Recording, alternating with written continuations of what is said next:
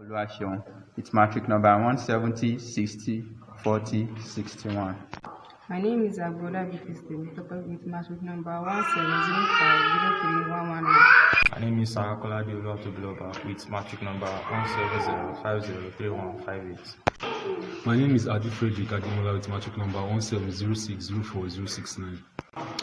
My name is Idowola MC Lucia with matric number 170604005.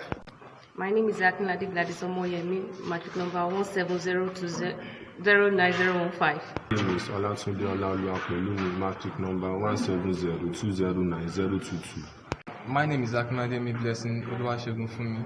My matric number is 170503099.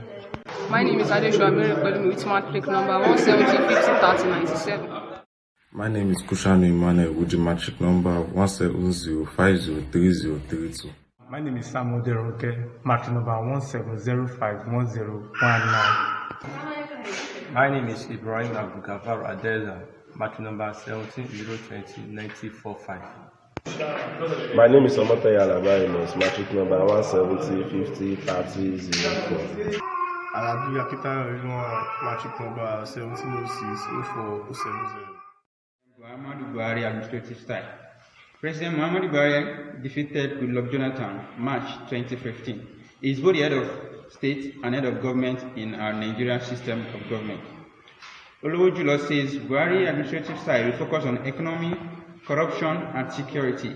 Buhari has displayed strategic silence in his administration on sensitive issues. But his spokesperson says that is his personality.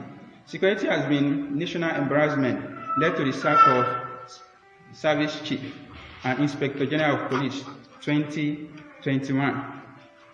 He is improving the security network by providing fighter jets, ammunition, and helicopters to combat administration. On economic issue, he has invested in infrastructural projects supported with funds from the CBN. The area of education, the issue between ASU strike and the federal government has given his administration a low response or credit on education. The research question will focus on what are the Buhari administrative style on anti-corruption, what are the examples of a Buhari strategic silent style, what are the various challenges of Buhari administrative style, and the objective is to examine the above. Significance of the study, it is paramount for education learners, research and leaders to understand the administrative style of Buhari, to examine Buhari administrative style from 2016 to date. That is the scope. Methodology, the research focused on secondary source of data, journal, newspaper, textbooks, MDA release, government reports.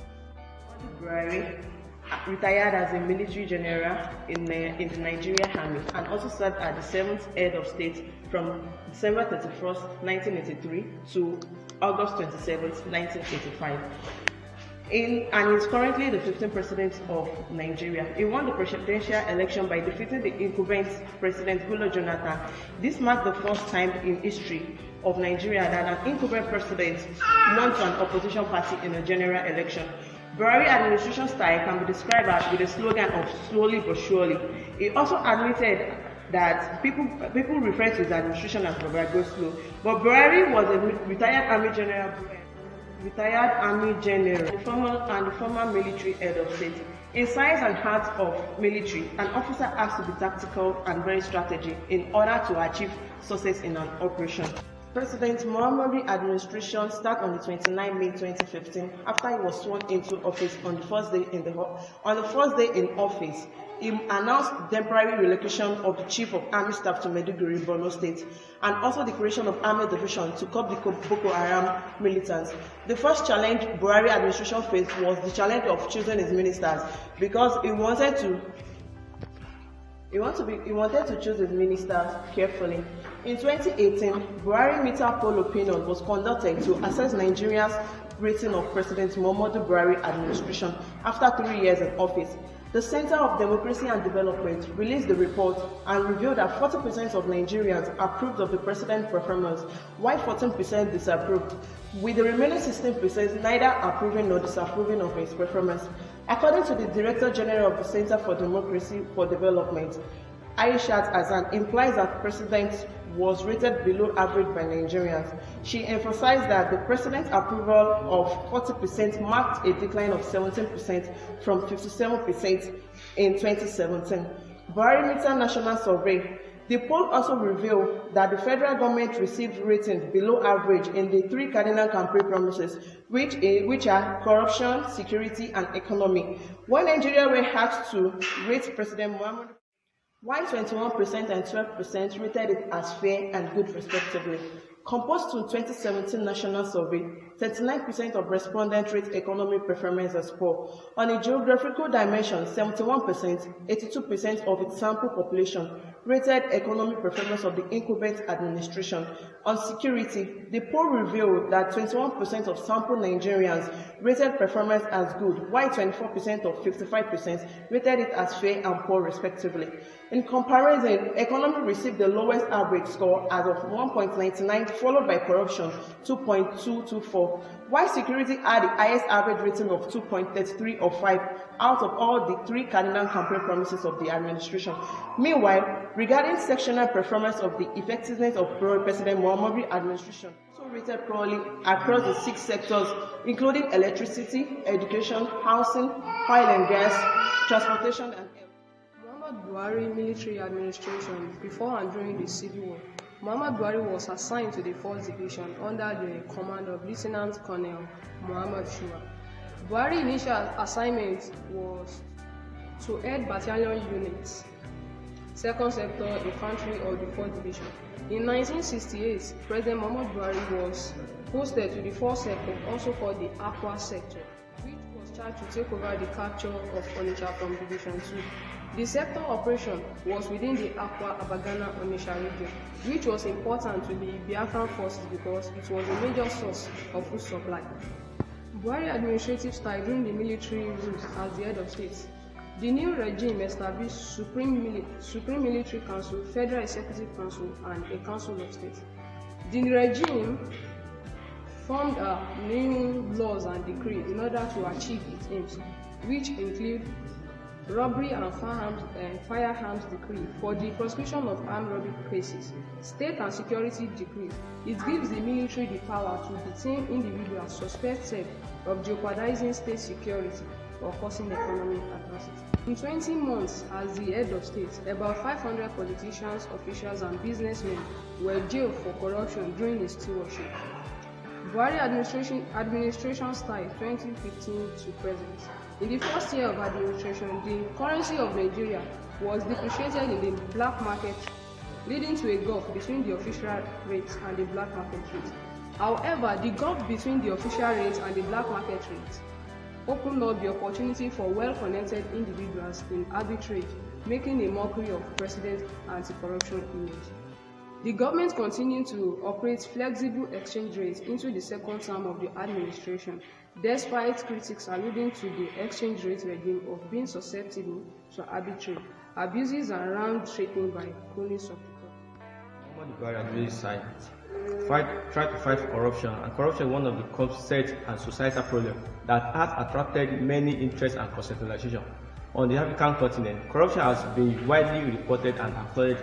For instance, African countries have been accused of being corrupt. In foreign media on countless issues, in Nigeria, the issue of corruption has become a subject of power struggle. Corruption in Nigeria has been regarded in many studies as being endemic, as also as the country itself.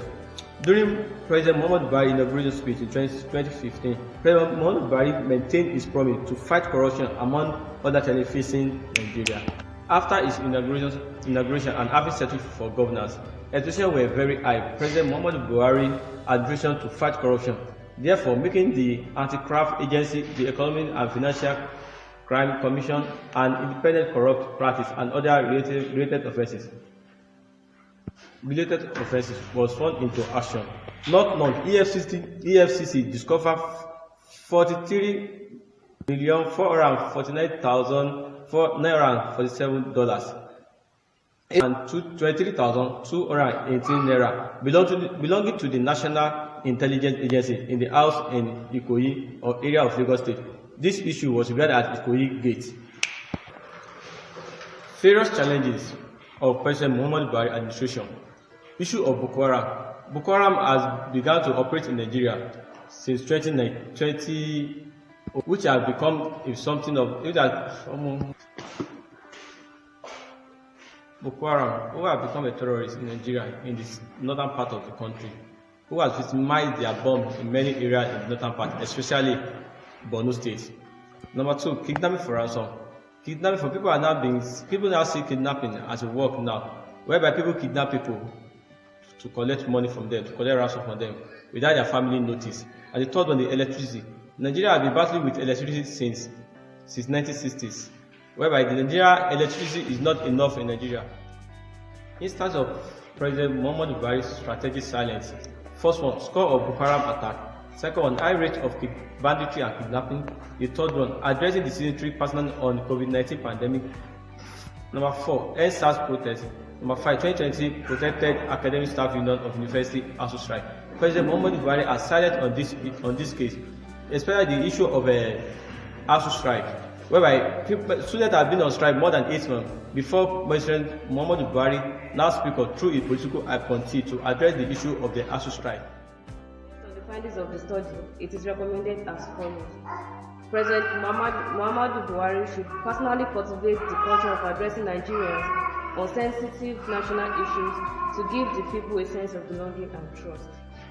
Also, President Muhammadu Buhari should redeem his administration's battered image by frequently communicating with different segments of Nigerians using the mainstream media, social media, and below-the-line communication approaches.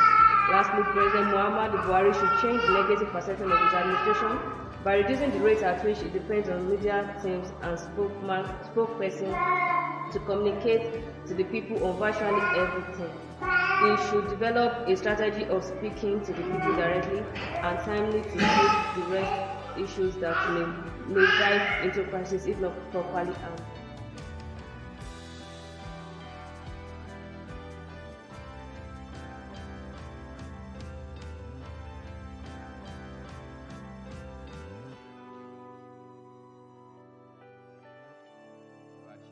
It's matric number 170 60 40 61. My name is Agoda Vikistin, with matric number 170503119. My name is Colonial with matric number 170503158. My name is Adi Frederick Adimola with matric number 170604069. My name is Idowola MC Lucia with matric number 170604005. My name is Akinade Gladisomoyemi, matric number 1702090. I am Adebusiwa Timitope with matric number 170503100 from Political Science. Our topic is evaluation of the Nigerian administrative system in the Fourth Republic. Thank you. My name is Salam Timitope from the Department of Political Science, matric number 170503143. My name is Adila Kumodewa from the Department of Public Administration, matric number 170604056. My name is Nigerian, matric number 170604026, Public Administration. My name is Okunadi Nibasi, matric number 170209028 from the Department of Political Science Education. My name is Oyekomi Wasiu Adeyinka. I'm from the Department of Political Science Education. Matric number 170209025. Historically, Nigeria became a republic in 1963 to 1966. That was the first republic. Another republic, which was second, was between 1979 to 1983 under the government of Shehu Shagari. Another republic, which was third, was a very short one within August 1993 to November 1993. The Fourth Republic began in 1999 with Obasanjo becoming Nigerian president. So the hope of people was revived. People believed that there's time for real democracy when people can really exercise their rights, when people enjoy some freedom and some other benefits attached to democracy. But the experience and what you have observed so far shows that there has not been some free and fair election. There's some kind of competition, godfatherism, and the fair kind whereby the poor don't enjoy the privilege that they're supposed to enjoy, and then people are being deprived of their rights in some cases, especially when it comes to struggle for power or attaining political positions. So our focus now is to look at it, or to ascertain rather, that is Nigeria really practicing democracy that is publicly talked about, or are we just into a civil rule in disguise?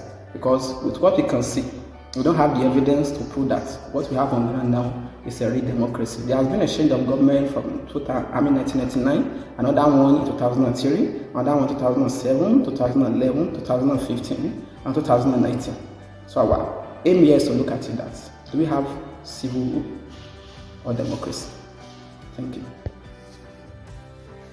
I'll be talking about the concept of democracy and civil rule. What is democracy? We have democracy defined by different scholars in different ways. But to Abraham Lincoln, who is the father of democracy, he defined democracy as the government of the people, by the people, and for the people. But to Dow, he gave his own definition of democracy with three basic ingredients to make democracy really a true one. And the first of which is there should be high level of civil liberties, there must be political pluralism, and there must also be political participation. And then to Ezeagu in 2004, he gave 5 characteristics of democracy. First is that political authority emanates from the people. Secondly is that for legitimacy, the leader who is on the seat has the right to rule, and he must rule rightly. Thirdly is that there must be transparency and accountability in the rule. We also have that as a system of the rule, that rule of law must be put in place. That is, everyone should be equal before the law. And also when it comes to the change of leadership, that there must be a regular and periodic election that must be conducted.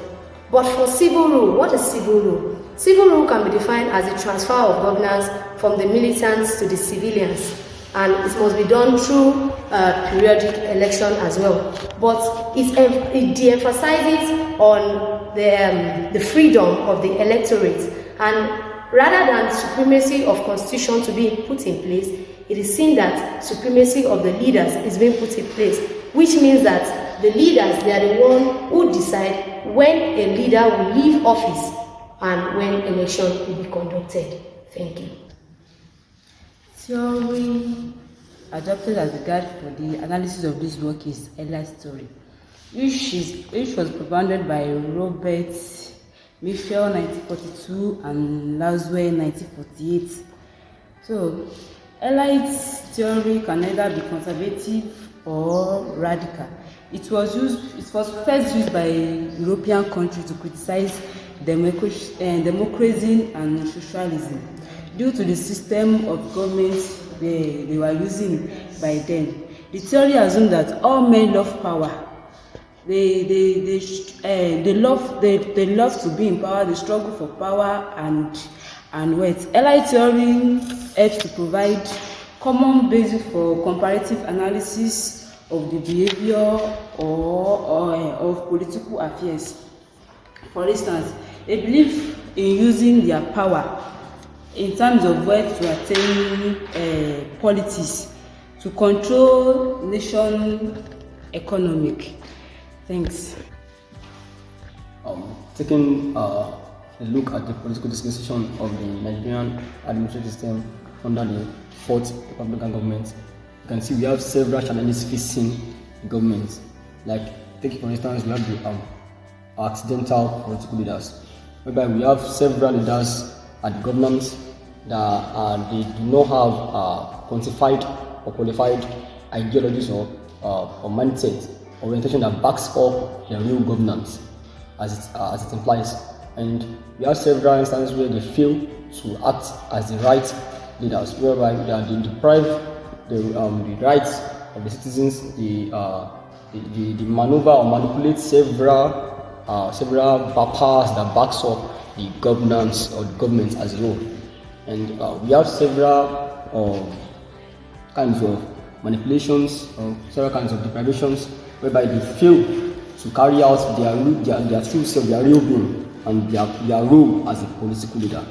And we have other instances whereby we have the roles of followership, whereby the opinions of the people, several things have been done behind them, whereby the leaders do not seek the consent of the followers.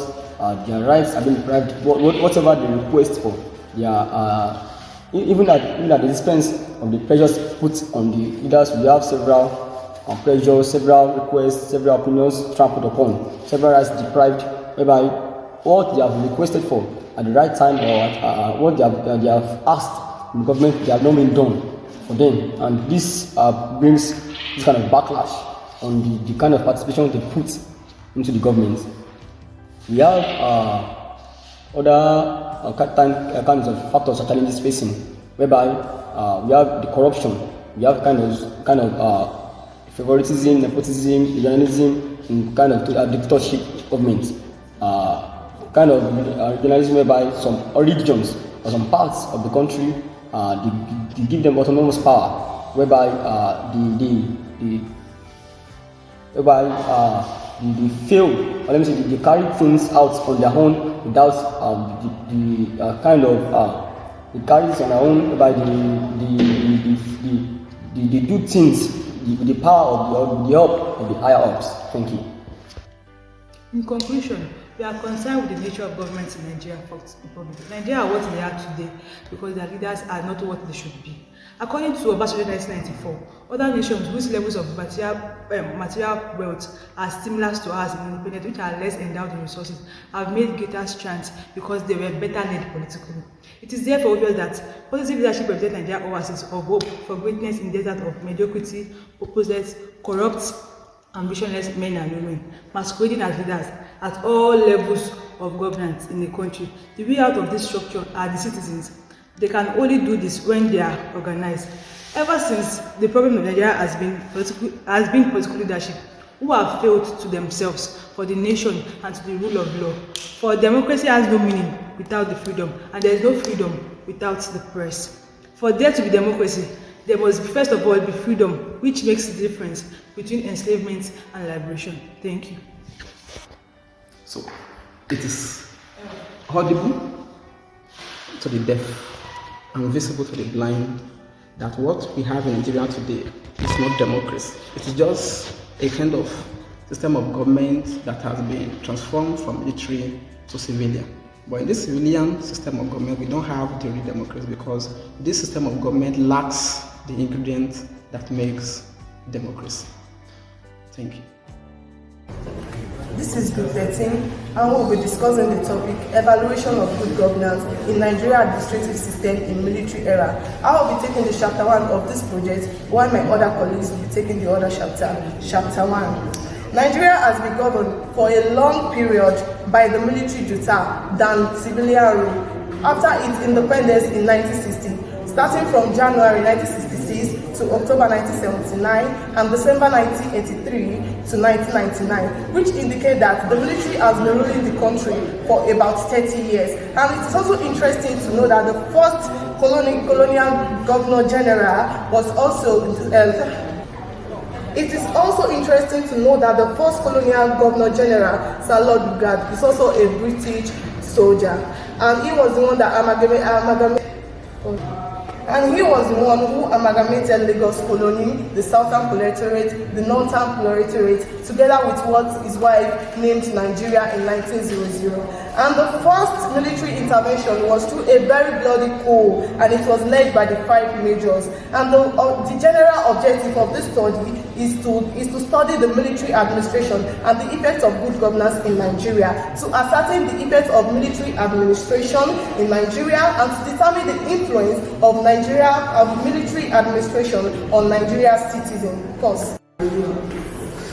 Chapter 2, literature review and conceptual clarifications of some important terms that engage our mind in the following study: military rule, military government, military regime, military intervention in Nigerian politics. military rule, according to AB 2005, it sees military rule as governance by the military armed force through unconstitutional takeover of power by coup d'etat, by military subordination. While military government, this refers to the administrative agency managed by the armed force and also charged with the responsibility of exercising state power on behalf of the whole social class in a given polity. And therefore, it is an institution of government that is derived unconstitutionally. Military intervention in politics cannot be stated to just one reason. For example, when a state of emergency is being declared and troops are being sent to such areas to restore peace and order, it is military intervention in politics.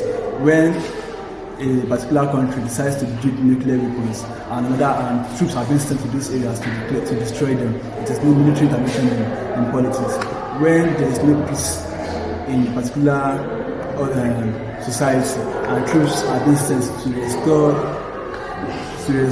constitutional order, it is military intervention in politics. Research methodology, where we'll be discussing the historic overview of military administration in Nigeria.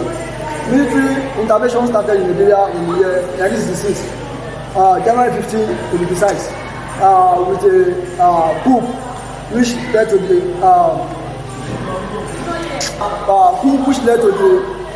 administration of General Aguni Rossi in January 15, 1966.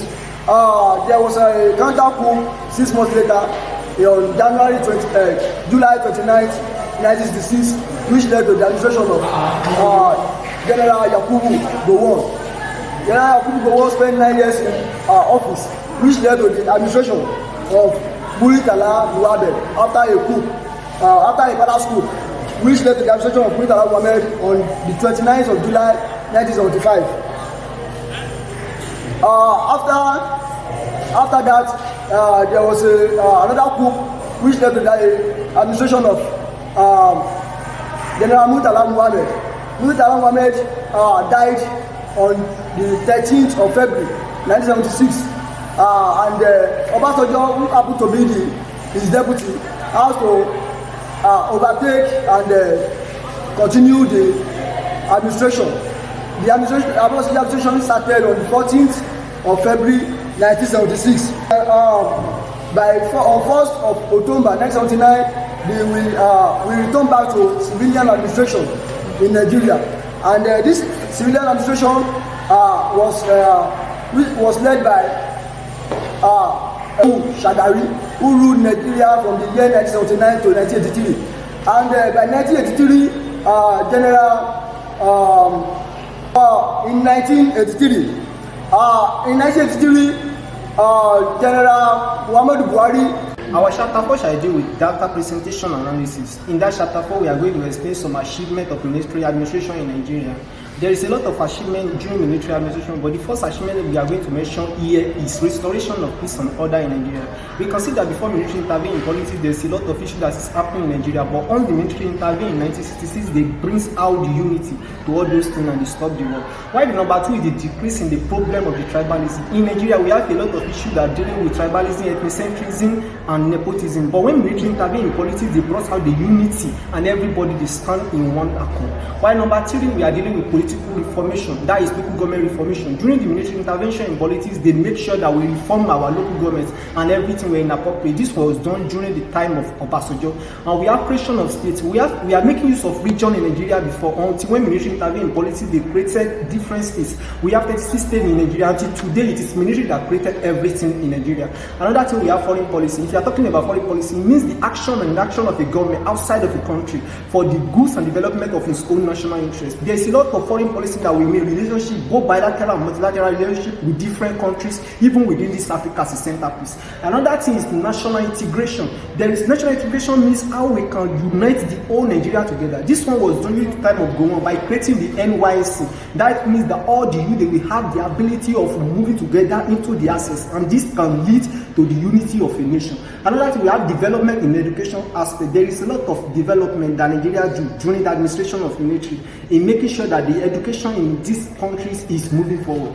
And after all those things, we have the changes of currency. Our currency was changed from Shilling to Naira during this administration, and the movement of Federal Capital Territory. Our Federal Capital Territory was moved from Lagos to Abuja during military intervention. Also, we are going to talk about the failure of military administration in Nigeria. According to Obasanjo, Chapter 5, I'll be talking about the summary and the recommendations. The summary is talking about the fact that the military is actually politically untrained and unfit to actually manage public positions and keep a good political management. And this kind of political sophistication is lacking in the attribute due to the fact that the command structure, the organizational commands and their trainings does not allow them to gain those kind of experiences. And these kind of limitations are one of the major factors that has put a barricade in Nigeria's development, or in a country such as Nigeria, to experience a drastic development, because their politically untrained mind cannot fast track the kind of policies that they are supposed to introduce to develop a nation. And there are some intensified socio-economic and sometimes cultural problems that has emerged due to the fact that Nigeria is a multi-ethnic, diverse country, and the military cannot actually maintain a kind of administration that can govern all the ethnic groups without being politically trained to do so. And in fact, the military also, they are not well skilled in military. Now, military government in Nigeria is characterized by cynical disregard for democratic principles and processes. And we can also see that they are not patient with legal processes. That is why one of the things that constitute their rules is decrease. Yes, I am Ade Abimbola Festus, matric number 170503072. Nisu. I am matric number 170503096. I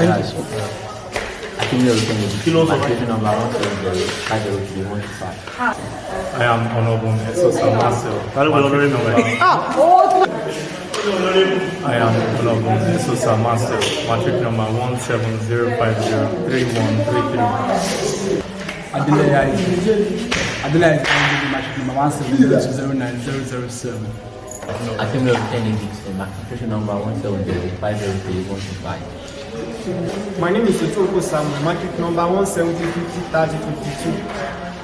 Supposed to be 30. Yes, matric number. My name is Odundawa Desmond Eitayo, matric number 170503146. My name is Adele Bamdele Isaac, matric number 170209007. Matric number 170350507. Please let me please again. My name is Omale Itosu Johnson, matric number 1700507. Matric number 170503124. My name is Falope Fumlola Ellen, matric number 170503015. My name is Adek Davis, matric number 170503006. My name is Odishisulu Adamola Precious, matric number 8. Odishisulu Adamola Precious, matric number 18053. Odishisulu Adamola Precious, matric number 180503088. My name is Adewale Oyedamola Jumoke, matric number 170209003. Olawale John, matric number 180503087. My name is Olawale John, matric number 180503087. Oluwase, matric number 170, 5030 96. Odon. Don't talk. My name is Edward Aduralere Alaba, matric number 170604060. My name is Edward Aduralere Alaba, matric number 170604060. No. My name is Edward Aduralere Alaba, matric number 170604060. Speak up. My name is Carol Samuel. My name is Carol Samuel, matric number 170503092. My name is Akinlo Kenny Dixon, matric number 170503125. My name is Colonial, matric number 170503008. My name is Colonial, matric number 170503008. My name is Edward Aduralere Alaba, matric number 170604060.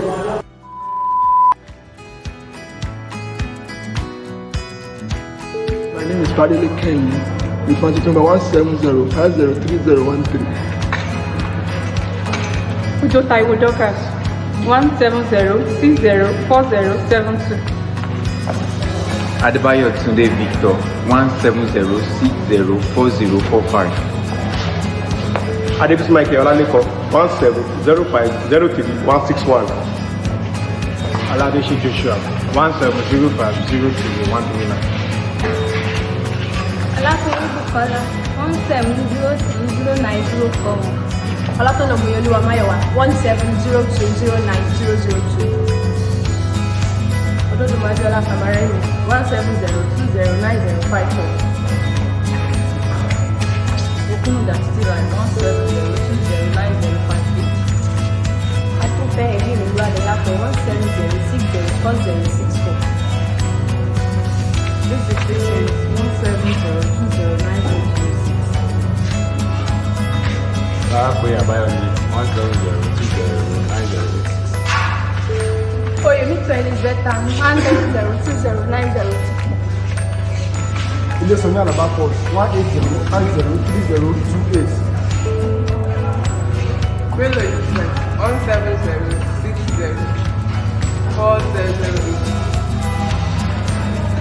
Ahmed Olayinka Adekunle, 180209150. Ayemorede Olamilekan, 180503120. Okechukwu Joshua Ifeanyi, 180604040. The colonial influence and implications of contemporary administrative system using Nigeria as a case study. Chapter 1. The Nigerian administrative system has been greatly affected by the indirect rule of colonialism, as it partially succeeded in changing native practices and institutions such as improving medical care, education, infrastructure, and administrative changes. It has likewise slowed the rise of productive forces and also greatly weakened the typical patterns of state growth. Now, the objective consists of one among the followings, which happens to be on how adversely has the colonial administration hampered the current political system. The research questions include the effect of colonial administration on the relationship of Nigeria with other economies of the world.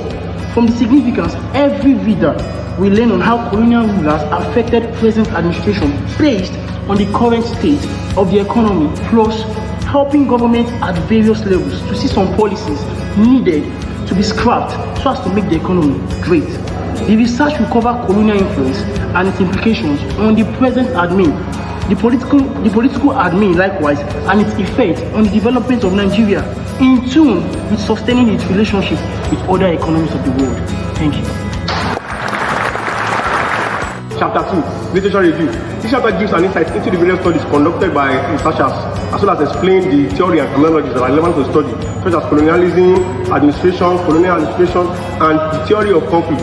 Colonialism is the act of dominance by the colonial master in subjugating the political, economic, social, and cultural structure of a particular society or nation and having full control over the nation's territory. Act of 2009 defines colonialism as the form of domination and control by groups of people over the territory and behavior of another set of group of people So it is the imposition of more developed cultures over less developed ones, while administration is the structure, machinery, and integral process through which government perform their functions. So colonial administration is the policy and practice of the wealthy and powerful nations in maintaining and establishing their dominance over other countries, especially in establishing territories and exploiting resources, natural resources. So Nigeria was colonized by Britain using the indirect rule system, which was championed by Lord Lugard. So in Lord Lugard, the indirect rule system is a structure of rules that uses the local and traditional rulers in colonized administration. But in Nigeria, during this period, the traditional rulers only performed secondary functions in the colonized administration. So the colonization of Nigeria took many forms of different stages, from the subjugation of Nigeria to British rule, to the pillages of our natural resources, and the imposition of Western cultures and Christianity upon our culture. So talking about the influences and implications of colonization on Nigeria, we have both the negative and positive impacts. One of the negative impacts is diversity. As argued by Awolowo in 1947, he said Nigeria is not a nation, but just a mere geographical expression. There are no Nigerians in the same sense as we have English, German, and French. That the word Nigeria is just a mere distinctive appellation to distinguish those who live within the boundaries of Nigeria from those who do not. So the unity of Nigeria has not been achieved because it was the Britain idea to forcefully integrate individuals who are not members of a nation into a nation. So this has caused diversity in Nigeria. So the state system in Nigeria was a deliberate creation and a byproduct of British imperialism. And again, talking about the administrative system, it has affected our politics because the Nigerian administration is the mixture of both the British colonial system and our local culture. So the nature of Nigerian politics has been affected so badly by the influence of colonialism. As rightly argued by Colonial 2002, As rightly argued by Colonial 2002, he said the imposition of colonial rule was meant to provide political muscle for the ongoing process of incorporating the Nigerian economy into the periphery of the international capitalist system. So therefore, our economy, politics, and everything became so dependent upon the financial and economic order of Britain. At independence in 1960, our foster elite inherited a state system with structural and superstructural imperfections. So till today, we have issues of ethnic royalties, diversities, economic underdevelopment, and other factors like that. So these factors are the result of colonialism in Nigeria. Thank you. Chapter 3, Research Methodology. Introduction. The research is called the research methodology. It entails the method used to carry out the research work and also explains the research design that was used for the study. Sources of the data. Data for this study come from the primary and secondary data. The primary was generated through the field surveying using structural questionnaire as the major research data. The secondary data, on the other hand, was obtained from the relevant literature ranging from textbooks, papers, magazines, journals. Data collection instrument. In this study, questionnaire was used to get the information needed. The questionnaire was administered and distributed to selected residents in various states. The question was divided into sections. We have section A and section B. Section A deal with the personal information of the respondents, while the section B deal with the research question in line with the work. Method of data analysis. Descriptive and quantitative statistics method of data analysis was used to analyze the work of the research. Descriptive involves the use of tables and the frequency distribution. Thanks. Our chapter 4 focuses on data analysis, findings, and discussions. And we have our data represented on the tabular form. We have the gender of respondents, age rates of respondents, marital status of respondents, colonialism as an effect on political system, colonialism as an effect on administrative system based on the economy of Nigeria, colonialism introduced imperialism in Nigeria, colonial administration encouraged exploitation in Nigeria, colonial administration helped in the economic growth of Nigeria. We have our source, Field Survey, November 2021. Thank you. Other member of the group has done on our previous chapter. one can deduce the fact that it is clear that the conflict generated by colonialism has not had positive impact on development management principle and practice in Nigeria. And this has made it difficult to have coherent management theory of Nigerian origin to emerge. The colonial administration, educational, economic and socio-political contain all elements that were designed to curb intellectual debt and fibrosing of idea among Nigerian people. For this paper not to be a mere bargaining or effort in utility, it is therefore recommended that further research efforts should be made to examine and structuring indigenous practices and policies, such as Calabar House system, with a view to modernizing and fitting them appropriately into today's organizational settings. Thank you.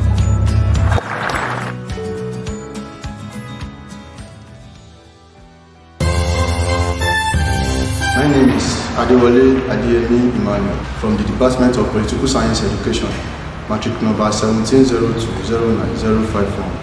My name is Father Oluwatosin Sheriff from Department of Political Science with matric number 170503041. My name is Nyedai Sukulamilekon from Department of Public Administration with the matric number 170604039. My name is Adia Shaderenke from Police Science Education 1802096.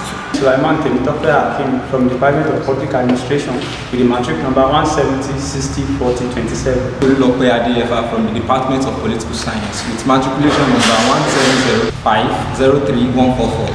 Akrimola Bridget Ayomeposi from Department of Political Science Education with matric number 1702090001. Orebella Abimbola Itunolowa from the Department of Political Science Education, matric number 170209060. My name is Afolabi Olazlomon with matric number 170604007. Dadaka Samuel from the Department of Public Administration with matric number 170604055. Lauri James Solani from the Department of Public Administration with matric number 170604013. Aotera Fekimitope from the Department of Political Science Education 172209064. My name is Aino Babatunde Michael from the Department of Public Administration with the matric number 170604024. Ojo Emmanuel is my name from the Department of Political Science with matric number 170503105. I'm Olorunfemi Ojo Omoinari, Department of Public Administration with matriculation number 170604043. Adejo Bright Fisayo from Political Science Education 170209089. My name is Okuban Janudin Tosin from the Department of Political Science 170503083. Good day everyone, my name is Ojo Emmanuel from the Department of Political Science. I'm presenting an introductory part of my group work, which the topic has to do with military and administrative system in Nigeria, the nature and implication.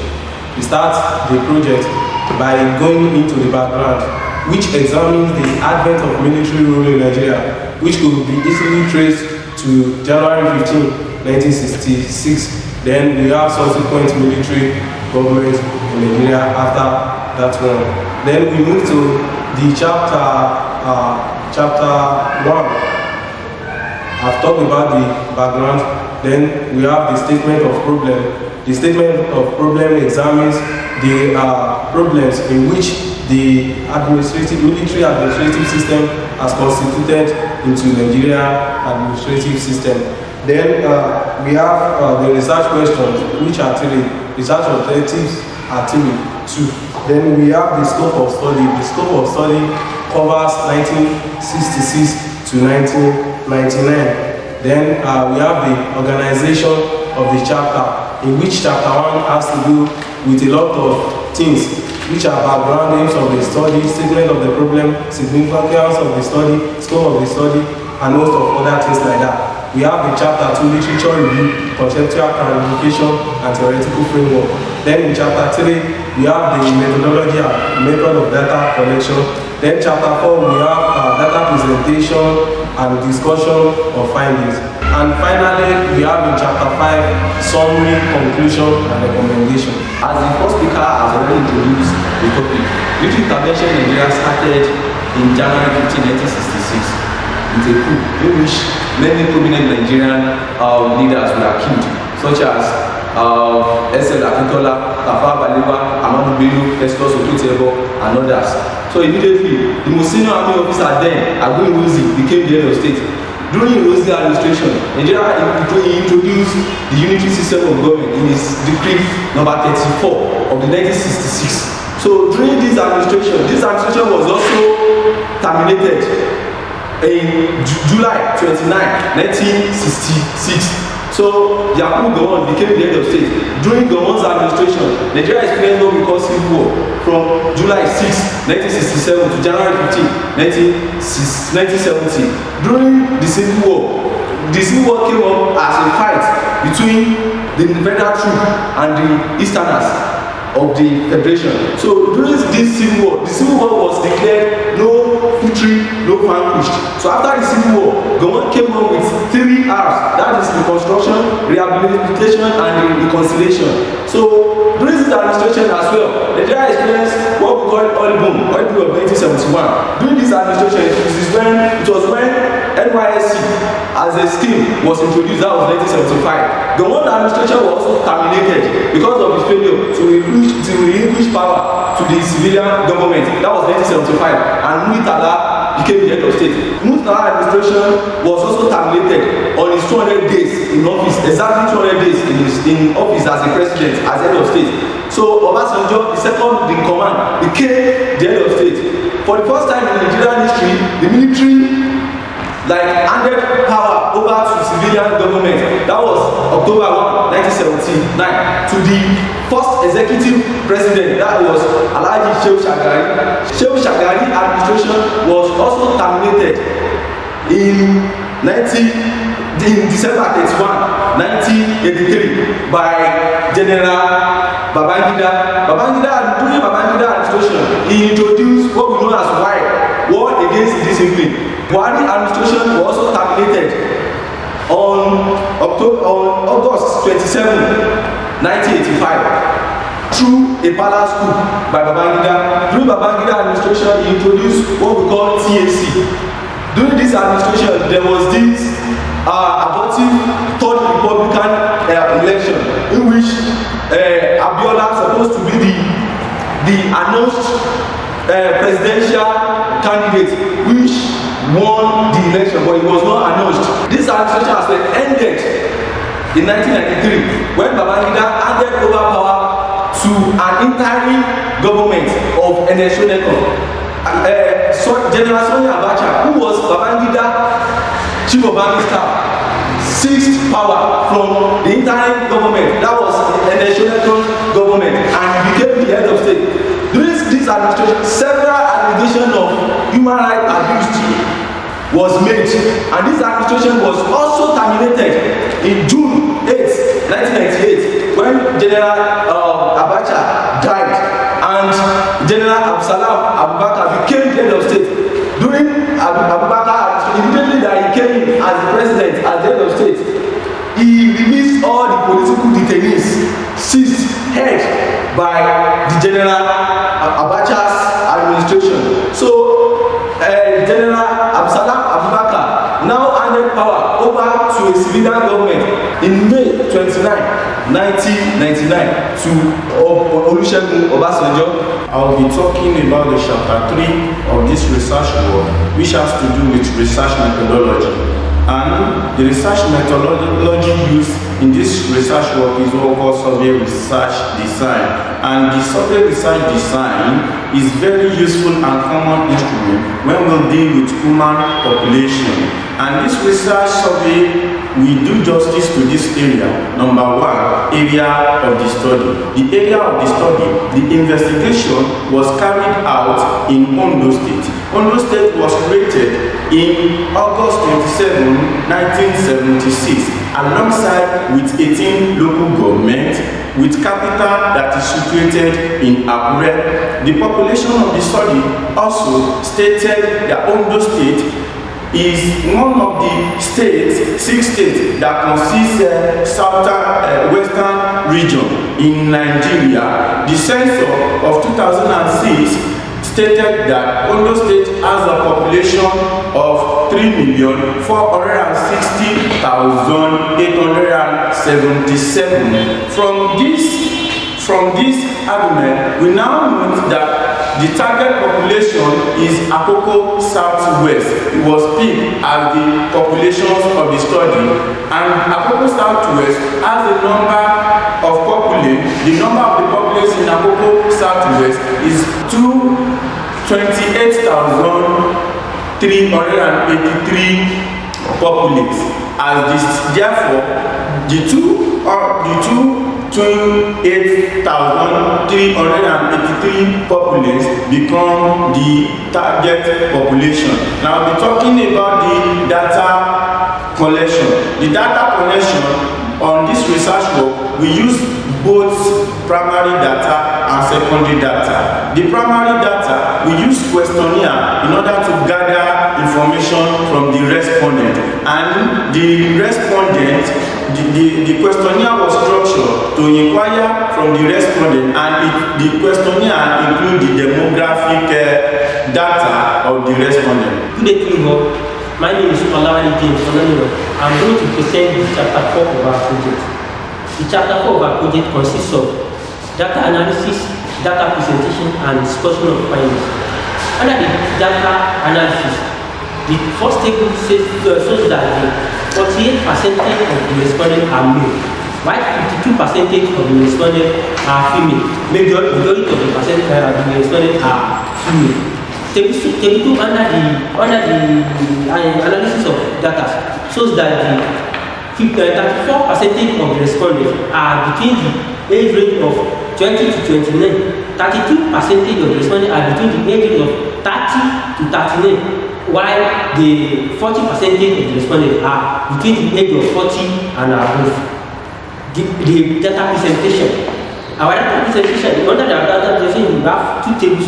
The first table says that 64% of the respondents believe that the democracy system of government is better than military system of government. While the 36% of the respondents disagree. Majority of the respondents are agree. The second table under our data presentation shows that 62% of the respondents believe that the military administration in Nigeria has great impact in our Nigerian economy, while 34% of the respondents believe that they disagree with it. So the majority of the respondents agree. Discussion of our findings. The discussion of this research work shows that the military administration system in Nigeria have great impact in Nigerian economy since 1960s to date. Also, this research work shows that the efficient and effective use of administrative coupled with a great institution in Nigeria is a precondition for democratization. Wrapping up what my colleagues have previously presented, the military have interrupted the democratic system in Nigeria right from their advent in January 15, 1966. The social, political, and administrative inhibitions faced as a result of the wrong political culture, which is military-oriented, which shouldn't be common sense used in governing civilians, right? Because both parties have different beliefs and ideologies. However, the achievements of the military cannot be ignored. They are responsible for the establishment of the structural adjustment program, the establishment of the universal basic education program, National Youth Service Corps, which leads to national integration, and the breaking down of the countries into states and local government, giving people a sense of belonging. The democratic system is known for investment in the development of the society in a way far greater than the military, but it is not telling the Nigerian administrative system. Hence, the civilian ruler should do more in creating anti-corruption policies and enforcement of those policies, and here are few recommendations to avoid intervention of the military in the political sphere. One is the establishment of strict laws to prevent military intervention, and the penalty for that should be by death. And no matter how long it takes the civilian rule to come back in place, those that participated in the coup should be brought to book in the evolution of the civilian government after the military coup. Also, the military leaders should also be paid and be cared for because they are sacrificing their life for the protection of the country. As well, the allowances and other benefits should also be respected. And majorly, which should be the main concern of the topic, the politicians should not intervene in the affairs of the military. Thank you. Miss Awodeyi Blessing Damilola 170-20-1974. Ikumola Juwon 170-5030-02. Molola Oluwasegun Samuel 170-2019. Olabamije Kofi 170-20-1934. Afiwaji Etubosun 170-50-31-38. Olabode Michael Biodun 170-50-30-24. Ajisola Folashade Sadia 180-160-40-71. Olakindola Lekan 17-0-09-13. Benga Samuel Sunday 170-50-30-93. Father Rebesa Olakoze 170-20-1961. Battle Semi Olariwaju 170-60-40-20. Okunola Benjamin Matos Global 170-20-1976. Bello Boladale Amira 170-60-40-33. Oludare Blessing Esther 170-60-40-46. Olasoji Omolola Gate 170-60-40-01. Ojojo Bora Olaitan 170-60-40-47. Alebishi Juwon Dade 170-50-30-57. Ilesani Oluwakamiye 170-50-30-69. Good day, everyone. On behalf of Group 2, we'll be discussing on the research topic Intergovernmental Relation as a Panacea to Structural Imbalance in Nigerian Administrative System. Under this research work, we'll be discussing on what intergovernmental relation is. We'll also be investigating on the causes of intergovernmental relation, the causes of structural imbalance in Nigerian administrative system, as well as the effects of structural imbalance in Nigerian administrative system. This research work adopts a qualitative method of data and analysis. It also makes use of secondary data, which include the use of newspaper, journal, articles, and the use of internet. Social clarification and literature review. Intergovernmental relations can be described as the relations that exist between different levels of government, which could be horizontally or vertically based. Talking about horizontally based, we are talking about the relation that exists between the same levels of government. Whereby when we talk about the vertical aspect, we are talking about the relation that exists among diverse levels of government. These relations, however, occur in a system known as federal system of government, in which power is being shared among diverse levels of government. According to the founder of federalism, KCW, he defined federalism as the method of sharing power so that each national and state government could be between each sphere, coordinate and independent. The methods of which this power is being, or the method of this power are being clearly spelled out in the Constitution, whereby we have the exclusive list, which consists of 68 items, the concurrent list, which consists of 30 items, and we have the residual list. However, we have the structures of federalism, whereby we have the competitive federalism, we have the dual federalism, and we have the cooperative federalism. Causes of structural imbalances in Nigerian administrative system. We have the minimum wages, whereby we could see that the debate in this context has to do with the federal workers and the state workers and even the local government workers who wants to earn the same wages with these same levels of government. Governor, comparable to that of Lagos State governor, who wants to earn the same wages with them. But if you look at the economic productivity of these two states, it's quite different. If you look at America, whereby we practice federalism, the governors of New York City, the wages he earned is quite different from that of Arkansas City. Look at even the mayor city of New York, whereby it stands like a kind of local government in Nigeria. They earn more than some state governors in wages. When these issues are addressed, I believe workers across the federations won't be asking for the same minimum wage. Taking a look at resource control, we have these 8 littoral states, that is oil producing states, who are demanding a fair derivation principle from the federal government, whereby all these littoral states can actually earn more than the non-littoral states. We have the effects of these structural imbalances in the Nigerian administrative system. We have the over-concentration of power, of political power. That is, political power has been concentrated in the hands of the central government. Whereby we also have the conflict over national planning authority. We also have the conflict over creation of additional local government council. We could be able to see that during the Obasanjo administration, whereby we have Bola Ahmed Tinubu as the governor of Lagos State. He created the local government council then, but there was a conflict in between himself and the president of Nigeria at that particular time. Finally, we have the illegal removal of local government officials. We could be able to see that some state governors don't remove our local government officials, even local government chairmen who are elected into office. These are the results we could be able to see as the result of the causes of social imbalances in Nigerian trade system. The overview of Nigeria's governmental relation. The 1954 Littleton Constitution adopted Nigeria's federal structure, which promoted a coordinate authority and the division of powers, of state powers amongst different levels or tiers of government. Furthermore, the 1976 local government reforms too brought a change in intergovernmental relations, where the local government was recognized as a tier in the levels of government. And also during this time, the Babangida military presidency also witnessed interventionist approach to the intergovernmental relations between the federal and the local government. And it was at his regime that the local government allocation was being increased from 10% to 20%. But during the advent of May 29, 1999 Constitution, which ushered in Nigeria's Fourth Republic, we witnessed the most conflicting political opposition as ever, because instead of these political or levels of government or political positions to cooperate and work together, we find out that there is this competitive character amongst them, and because of this, we could not have the effectiveness and the efficiency that government should offer.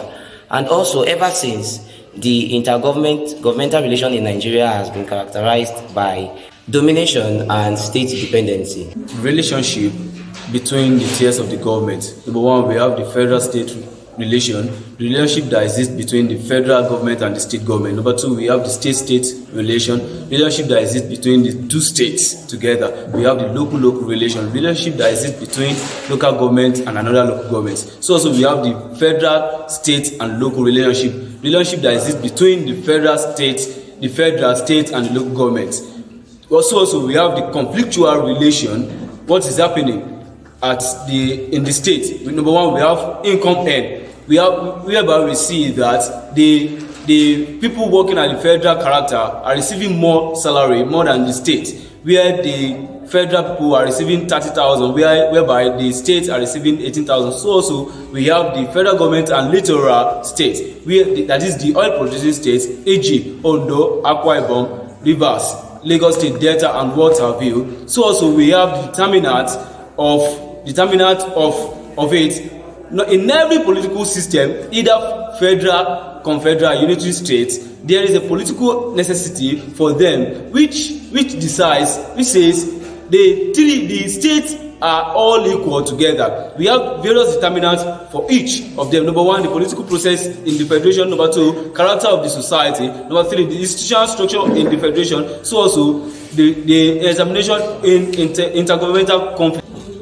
The findings of our work is based on the interaction between levels of government and the mechanism used for efficient and effective distribution of services.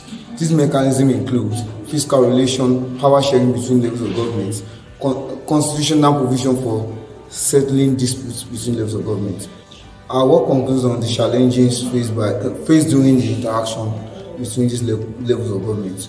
The first challenge is the concentration of power in the hands of the federal government. The second challenge is the fiscal relation between these levels of government, and the third challenge is the autonomy of local governments. Our work recommend for the abolition of conflictual relation between levels of government, the execution of autonomy of local governments, the proper and ideal restructuring of the federal system.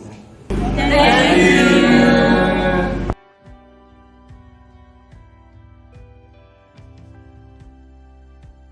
Bamdele Blessing Faith 1705031110.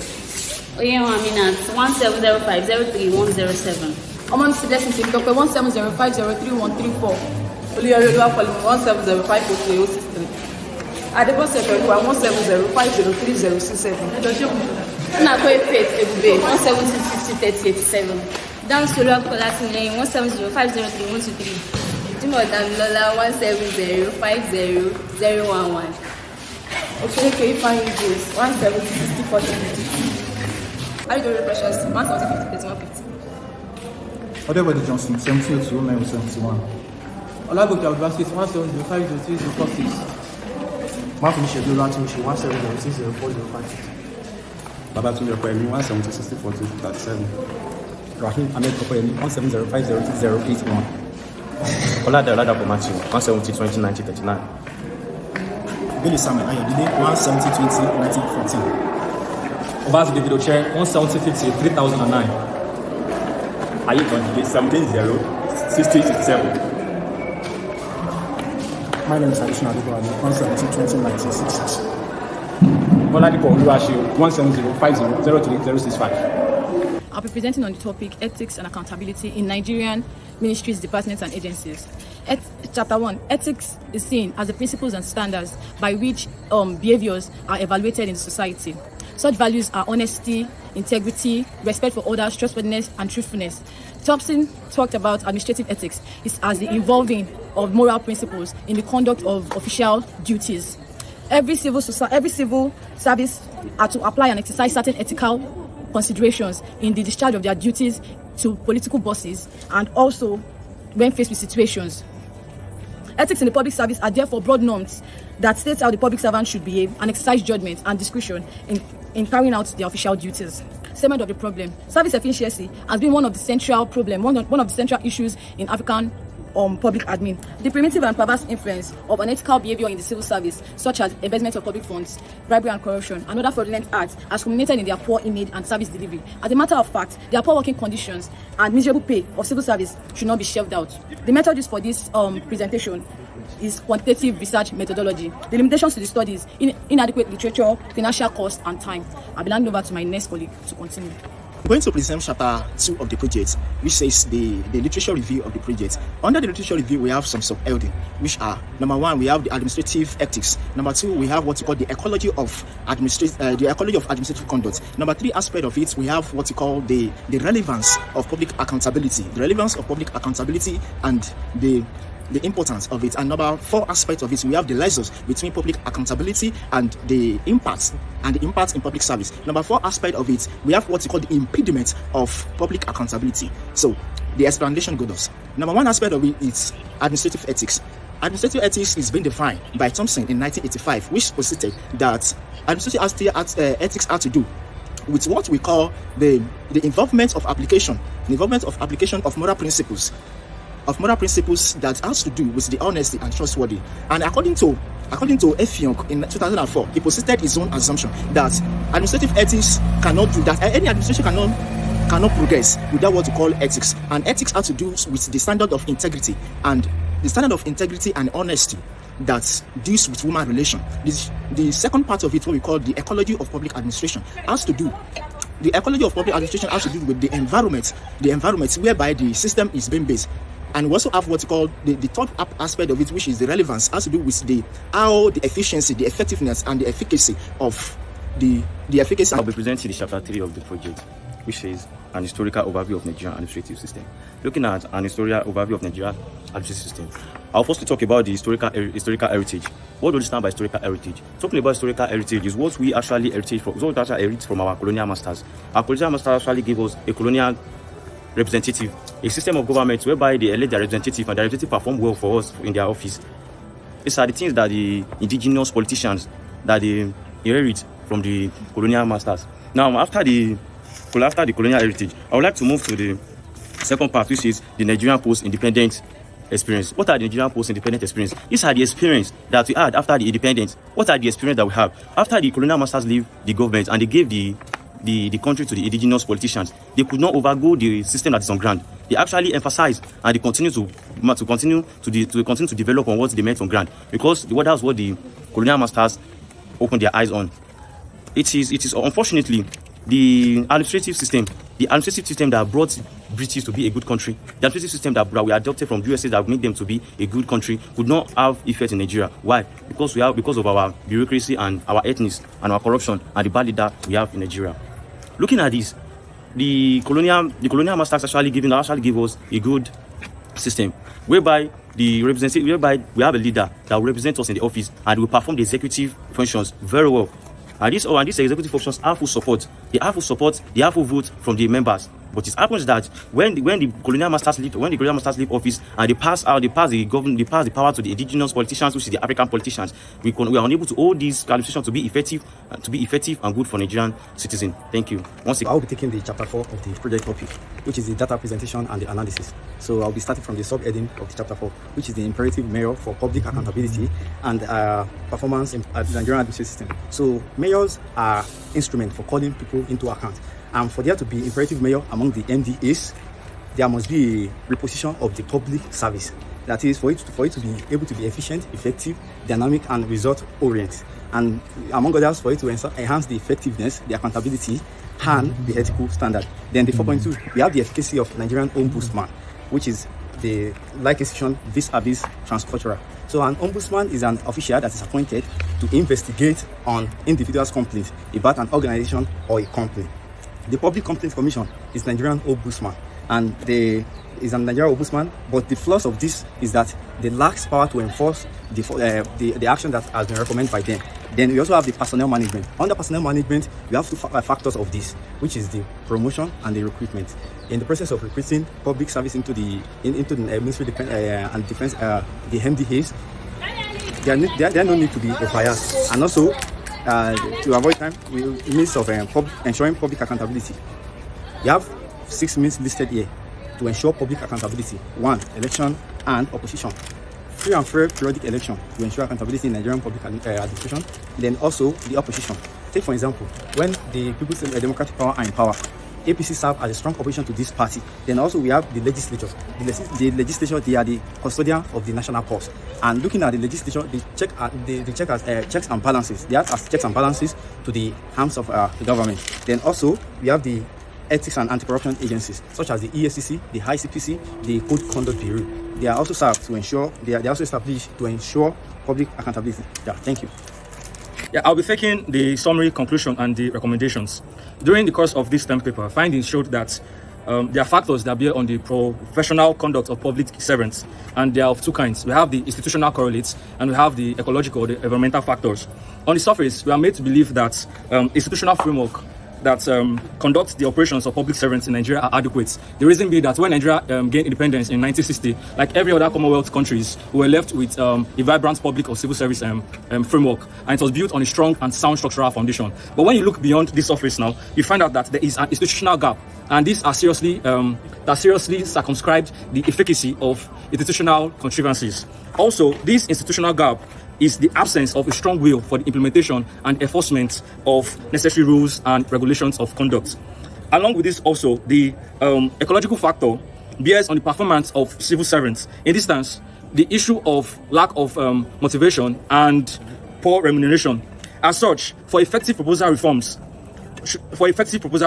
institutions and ecological configurations should not be left out. The ills of public and civil service can only be tackled when these two factors work hand in hand.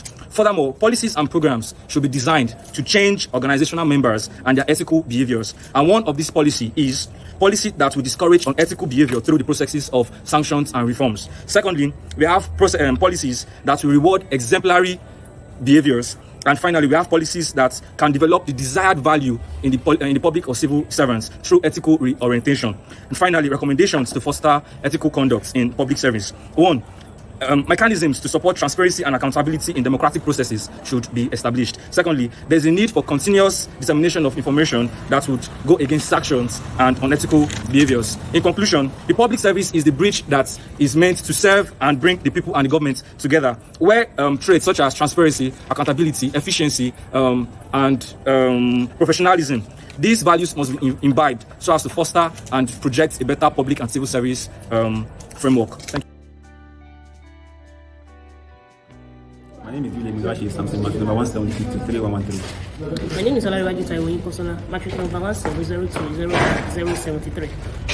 My name is Fanny Folajimi Oluwaseun, matric number 170-5030-79. My name is Adebode Damlola Anna, matriculation number 170-6340-44. Ijiyemi Oluwaseyo, matric number 170-5030-85. Oyeleke Ogbaluwa Ayinde, matric number 170-5030-34. My name is Adeni Oluwatayo David, matric number 170-209-020. Adiban Wadini Radiola, matric number 170 20 90 30. My name is Peter Abedin Adavizi, matric number 170 20 19 26. I'm Afarita, matric number 170503153. My name is Ogilari Adebola, matric number 1702090111. Olaiwadi Nelson Olaimi, matric number 170209055. My name is Ajawali Monebola Tito, matric number 170209087. I'm James Felicia, matric number 170503162. My name is Adele Taiwo Samuel, matric number 170503018. Yakubu Malabakola Inka, matric number 170209017. My name is Adidayo Ayetunde, matric number 170503020. My name is Akila Adebola, matric number 170503054. I'm good yourself. And my matric number is 170503106. Group 4, discussing on the federal character and quota system of Nigeria administrative system. Introduction, background of the study. Nigeria is a plural society with different ethnic groups, religion, culture, as well as the political, social, and economic challenges, but ethnic heterogeneity is inagreeable. The problem ethnicity possesses that political competition and access to power is overtly drawn along ethnic lines. Since Nigerian federalism is based on ethnics and not geographical diversity, it has tended to make worse in the centrifugal forces in the country. Therefore, the struggle for acquisition and access to power in Nigeria country has been partially dilated. We have the statement of the problem.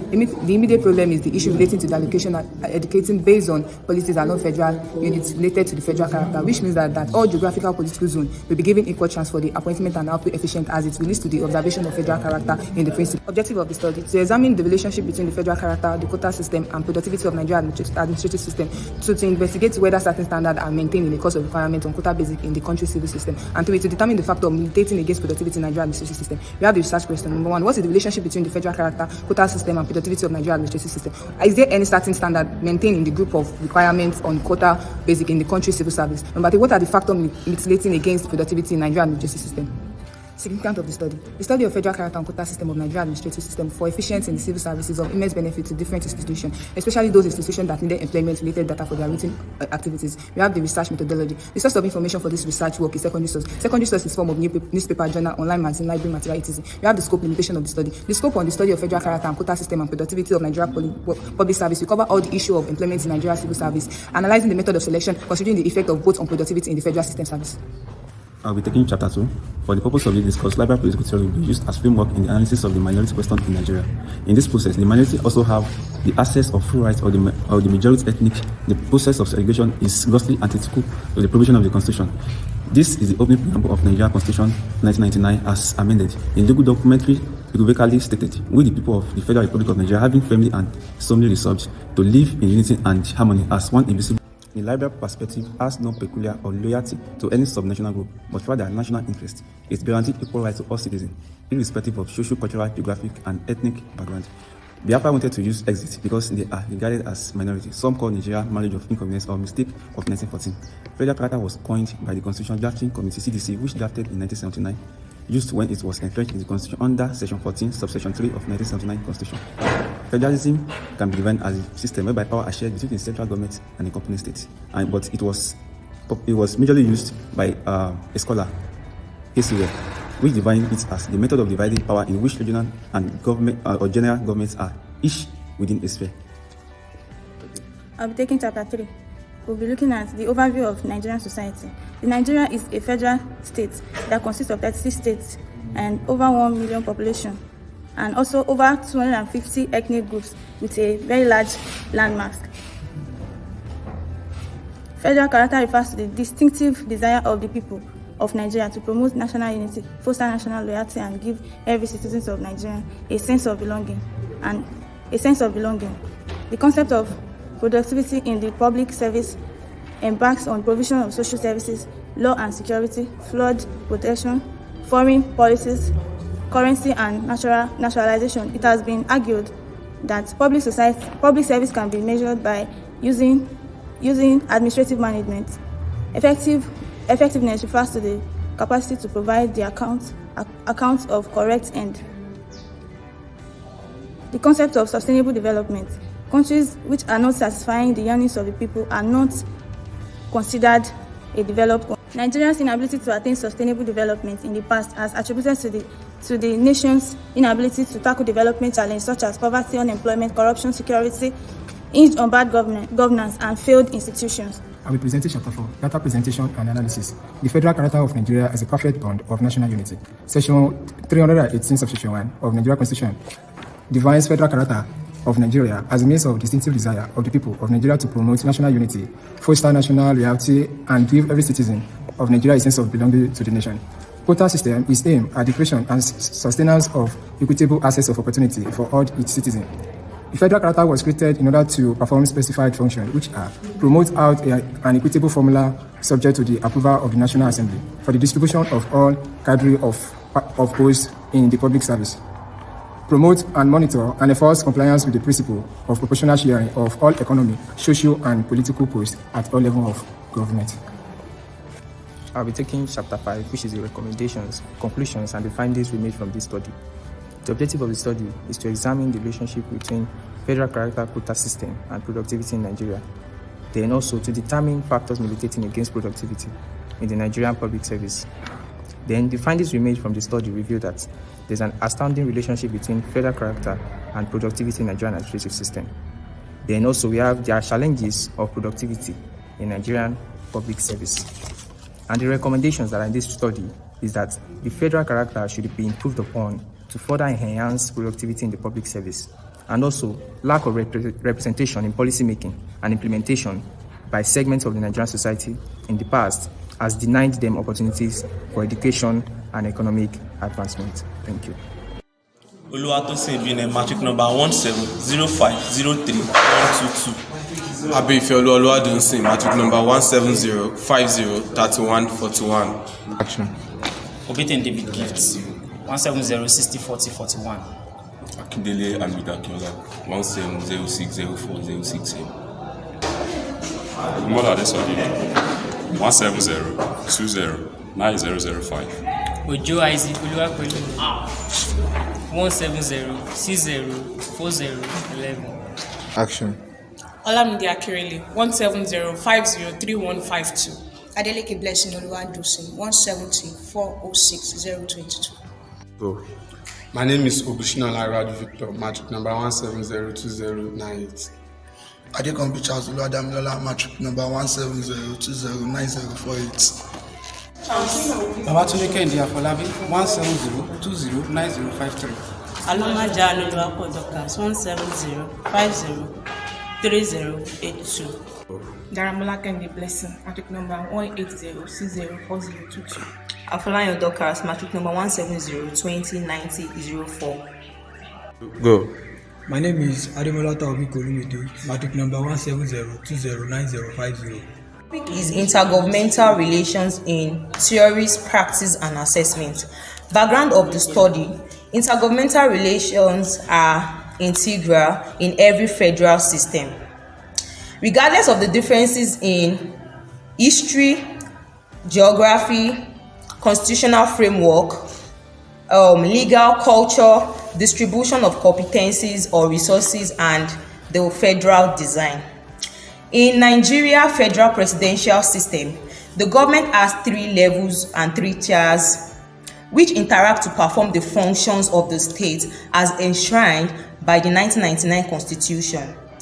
Basically, how these organs and tiers operate of government relates in performance of the function is known as intergovernmental relation. The statement of the problem: in the Nigerian political and governance, intergovernmental relations among the level of government have been in disarray due to the unhealthy rivalry. The problem is connected to the desertification. The problem is connected to the desertification in distribution of functions among the levels of government and lack of adequate tax power allocated to the state and local governments in relation to their functions. Aims and objectives of the topic: to examine the areas of intergovernmental relations in Nigeria, to examine the causes of conflicts between the local governments, between the levels of government in Nigeria, to look at how intergovernmental relations has helped in smooth running of Nigerian administrative system? Thank you. To the literature review and the theoretical framework. Literature review is very necessary in order to have an understanding on the background of the subject matter, and it also helps to understand the key term. According to Bangushe 2008, he considered 3 schools of thought for a proper understanding.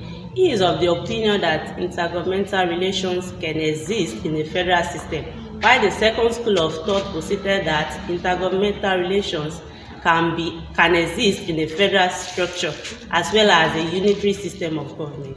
The third school of thought is that intergovernmental relations can also be included in international relations.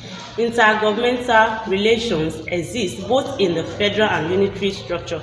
It means unitary and federal systems are located in a continuous set. According to Joe 2000, he conceptualized intergovernmental relations as a complex pattern of interaction, cooperation, and interdependence between 2 or more levels of government. Intergovernmental relations can be defined as interaction that takes place among the different levels of government. Now I'll be talking about the theory used in this research. I'll be talking on system theory by David Easton. System theory is defined as a series of statements about the relationship among the independent variables in which changes in other variable is followed by changes in other variable. Chapter 3, Research Methodology. The method we are using for this research is secondary data, whereby we consult newspaper, journals, magazine, and the likes. In talking about this secondary data, we are going to look at the evolution of intergovernmental relations in Nigeria. Taking a trip back to 1914, during the amalgamation of the Southern and the Northern Protectorates, the British colonial government did this for the easy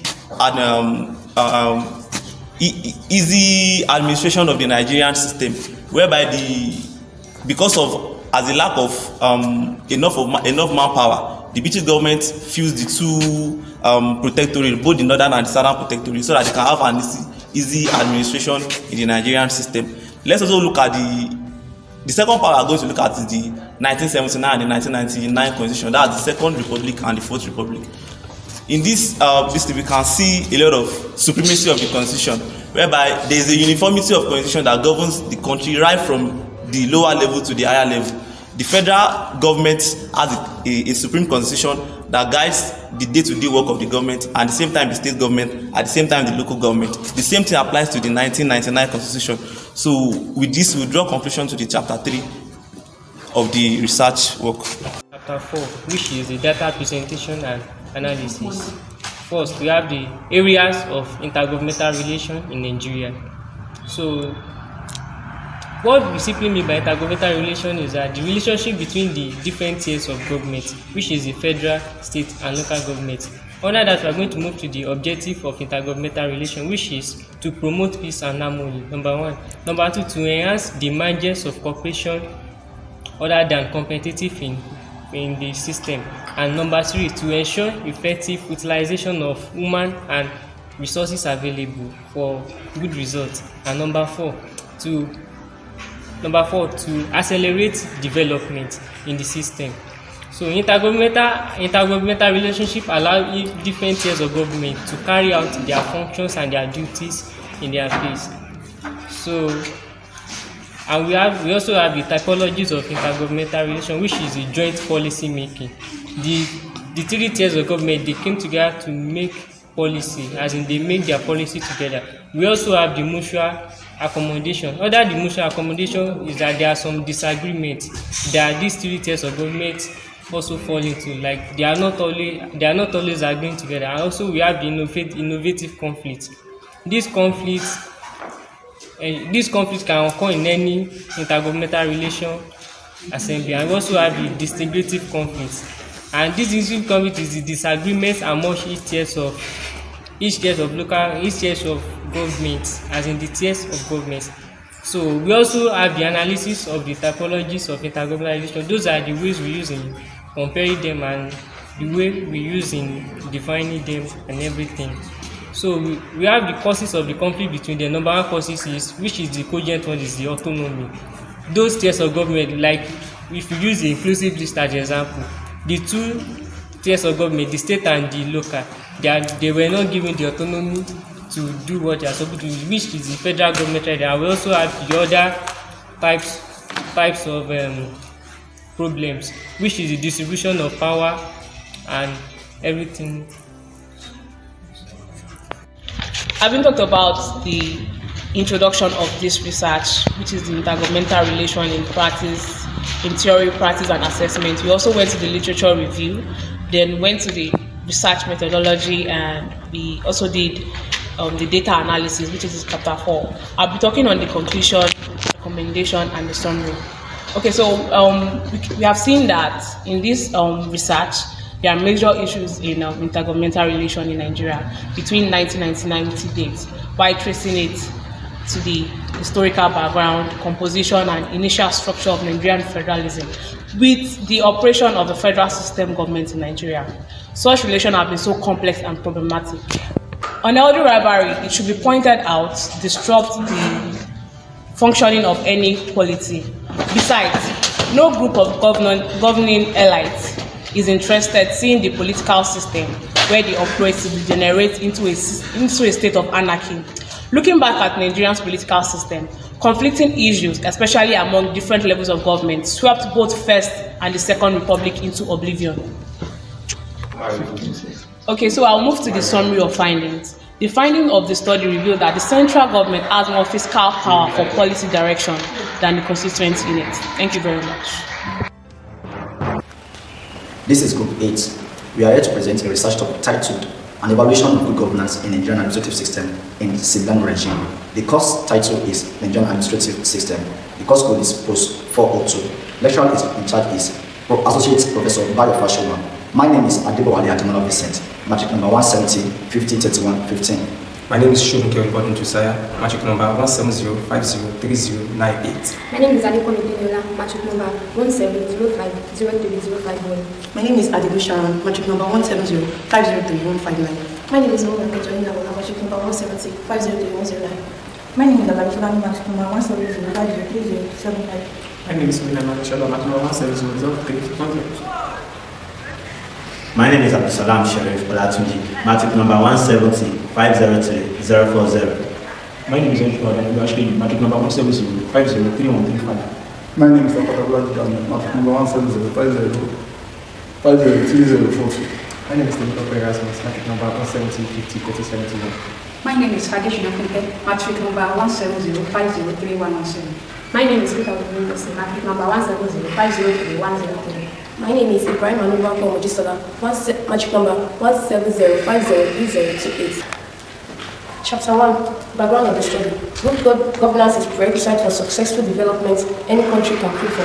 Since Nigeria returned to civilian rule, administrative system has been characterized by leadership problems. Nigerian administrative system is currently suffering from challenge of bad governance, corruption, and poor accountability. The study therefore seeks to address aforementioned issues pertaining to governance in Nigerian civilian administrative system. The research question to guide the study, the reasons for the study, research objective, the aims and objective of this study, significance of this research. It will be of benefit for government to address the evils in good governance. It will also help students in political science who want to go into further research about the study. Research methodology. This research relies on secondary data. Chapter 2. In the chapter 2, we have the conceptual clarification, the literature review, and the theoretical framework. So the conceptual clarification now explains the concept of good governance. So the concept of good governance can be defined, according to the World Bank, as the act of the management of power, the use of power to manage a state or a country's affairs, and the manner in which power is exercised for the management of a country's economic and social development. According to Fadaba described good governance as the development and the implementation of public policy in the public realm through a broader range of public and private agencies than those traditionally associated with governance.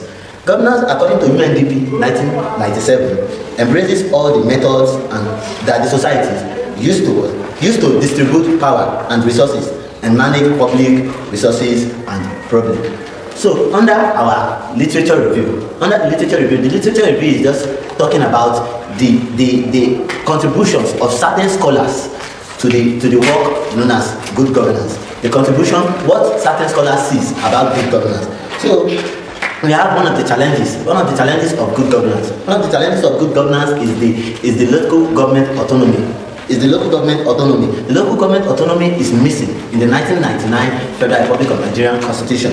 So here, the state government has power over the affairs of the local government, which is not giving it a true autonomy, both in finances and in its management of its jurisdiction. So we also have corruption as one of the challenges of good governance in Nigeria. We all know that corruption is one of the most pervading systems that has pervaded the whole economic and political system of Nigeria. Corruption in the sense that public funds meant for the goodwill of the citizens are siphoned. They are mismanaged by public leaders, which is not giving a good reputation and which is misrepresenting good governance to the people. So we have some of the effects of good governance, effect of bad governance. We know that when there is no good governance, what we have is bad governance. And what are the effects of bad governance on the people and on the economy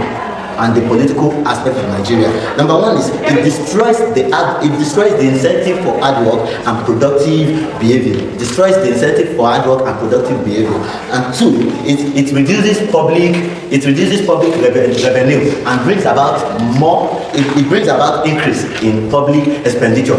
As we know that bad governance brings about reduction in public revenue. It brings about a reduction in the amount of money that the government saves, but it brings about an increase in the amount a government spends. Then let me go to the theoretical framework of this work. The theoretical framework is based on the good governance theory.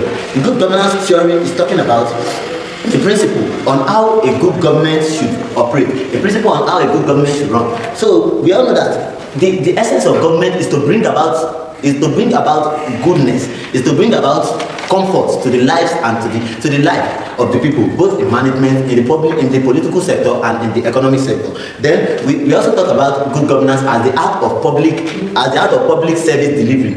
If a government is good, there is every possibility that it will deliver good services. It will deliver good services that will bring about a succor, a comfort to the life, to the challenges, to the problems faced by the people.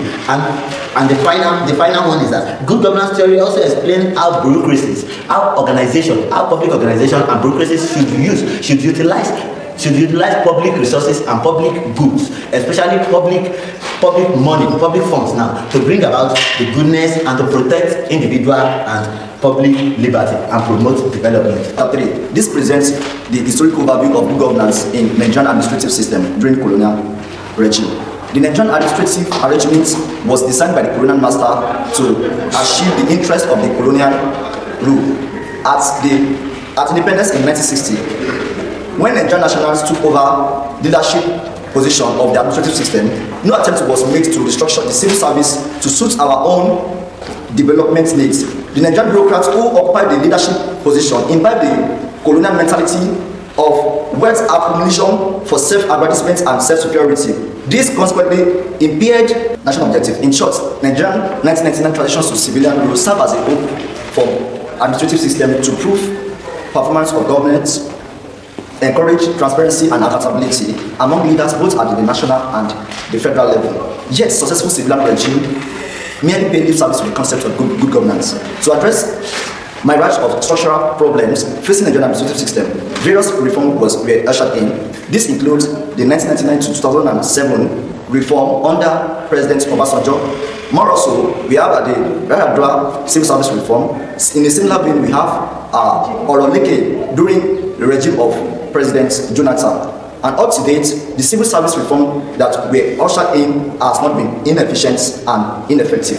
Chapter 4, Data Analysis. I'll be talking on the level of good governance. Findings suggest that oriented governance is far to its practice in Nigerian administrative system. It was also suggested that method of evaluation of performance needs continuous process of bringing knowledge to administrative to play in relation to our institutional setup. challenges of good governance in Nigeria administrative system.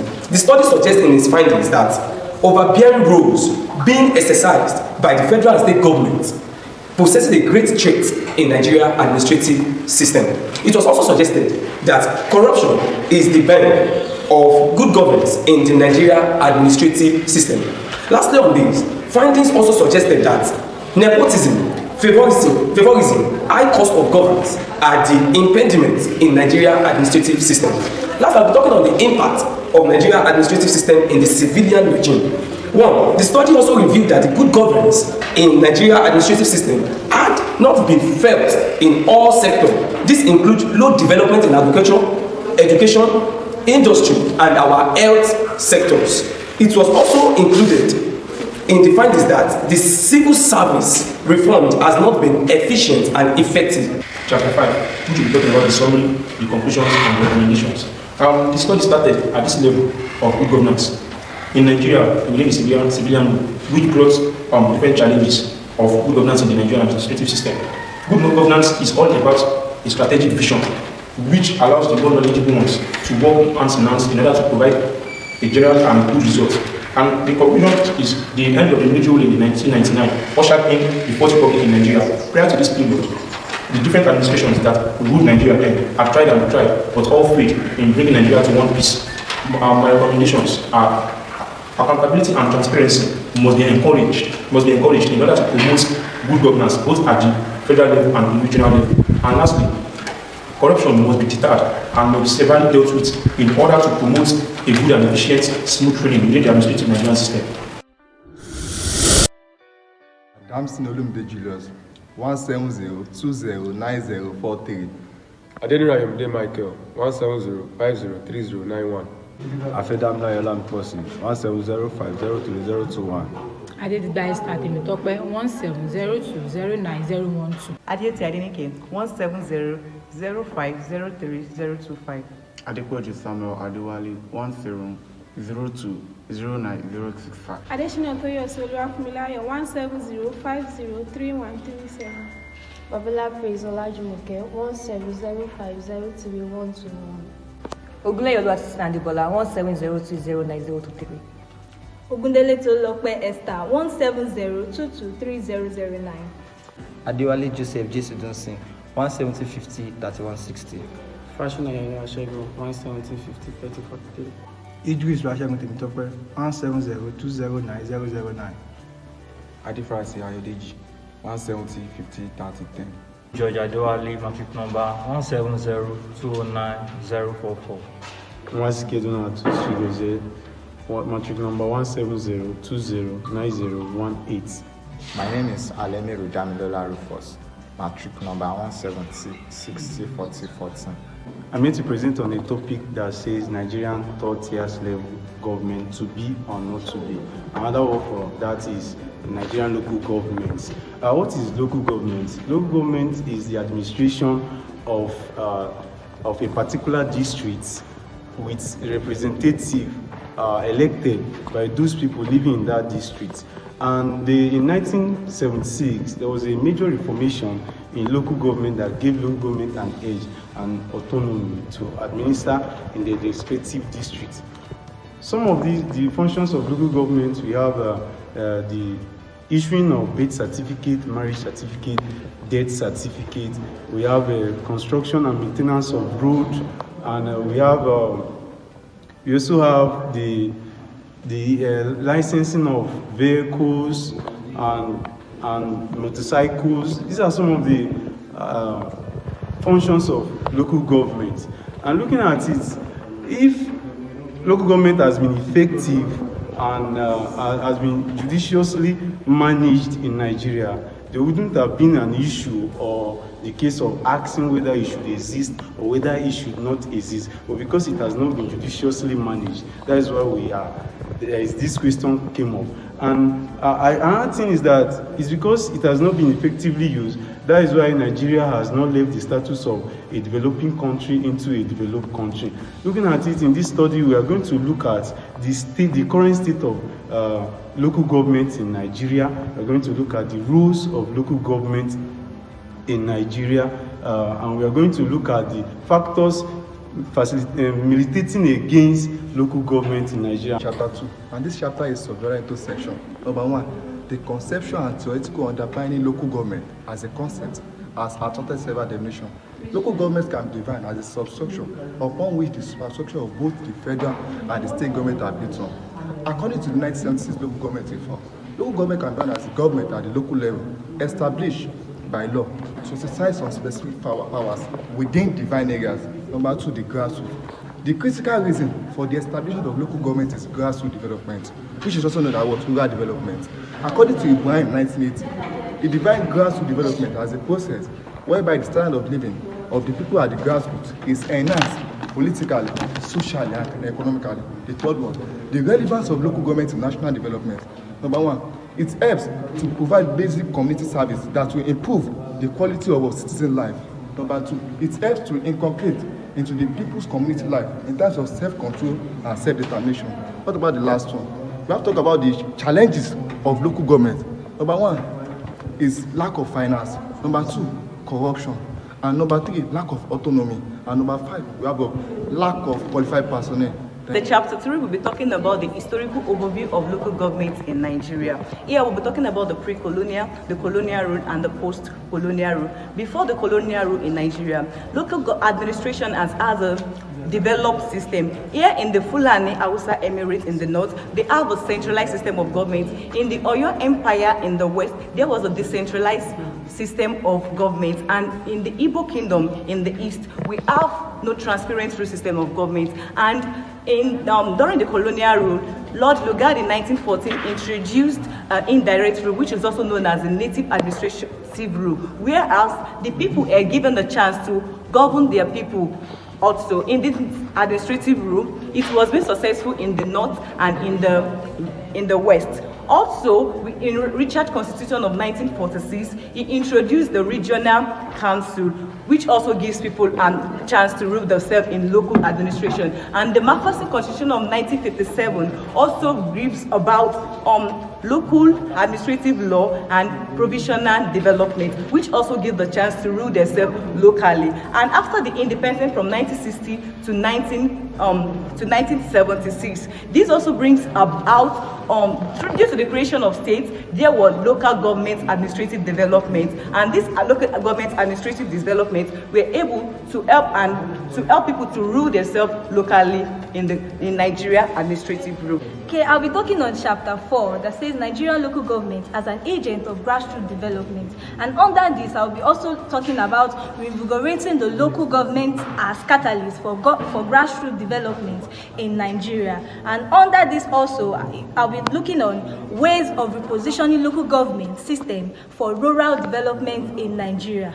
Now, the term grassroots development is described as the process by which disadvantaged people organize themselves to the social, cultural, and economic well-being of their families, communities, and societies. Local government is responsible for a range of vital services for people and businesses in the vine area. So therefore, it is of the opinion by experts that local government as a third tier of government should not be scrapped or reduced to a mere state appendage. Rather, it should be strengthened and democratized as envisioned in the Constitution. Now, reinvigorating the local government as catalyst for grassroots development in Nigeria. The local government is a veritable institution in the Nigerian polity and should be well positioned and backed up by the Constitution. The Constitution which created the local government is the worst enemy of this government. ALO 2018 opined that in order to reposition the local government system, it is imperative that state governments be deprived of the powers to unilaterally dissolve elected councils, divert their revenues, or illegal deduct local council funds. Udeze 2013 also opined that the conditions of services for local government council employees should be made attractive and at par with those at the state level. Now, ways of repositioning local government system for rural development in Nigeria: constitutional amendments and reformation of states, independent election commission. In the aspect of electoral commission, there is need to amend constitution to reinforce the provision of section 7 Ubuntu 2011. Accordingly, elections must be the sole basis of constitution. I'm here to take chapter 5, which is the summary, the conclusion, and recommendation. The research question is on local government in Nigeria. Whether it ought to be or not to be. So the topic is subdivided into 5 chapters. The first one, which is the introduction, it entails the background of the study, the statement of problem, objective of the study, research questions, significance of the studies, methodology, and limitation. The chapter 2 talks about conceptual clarification of literature review. Chapter 3 entails the historical overview of local government in Nigeria. Chapter 4 details the invigoration of local government in Nigeria as an agent of grassroots development. Chapter 5 is the summary, the conclusion, the recommendation, which I'm doing. Let me talk about the conclusion. Local government is positioned as the nearest to the people. Without a local government, the people will be kept aloof of the government. The LG, which is the local government, have the prospect of transforming the grassroots, but are challenged by constitutional, legal, and political factors such as number 1, lack of executive capacity, functional courts, and weak or inappropriate or apparent lack of team building, teamwork among officials. Let me now go to the recommendation. The study therefore attempts to offer some recommendations capable of improving the performance of local government in Nigeria. The number 1 is local governments need human and material resources to execute their functions and responsibilities, which is intended to improve grassroots development. The second one, rural people should be allowed to participate in all critical stage of decision making. The third one, the local government should have adequate financial resources to meet their development.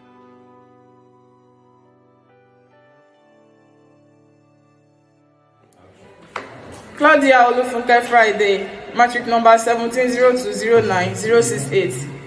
Joy Toluwani, 180-20-90-09. Afolayan Bisola Tobiloba, 170-20-90-63.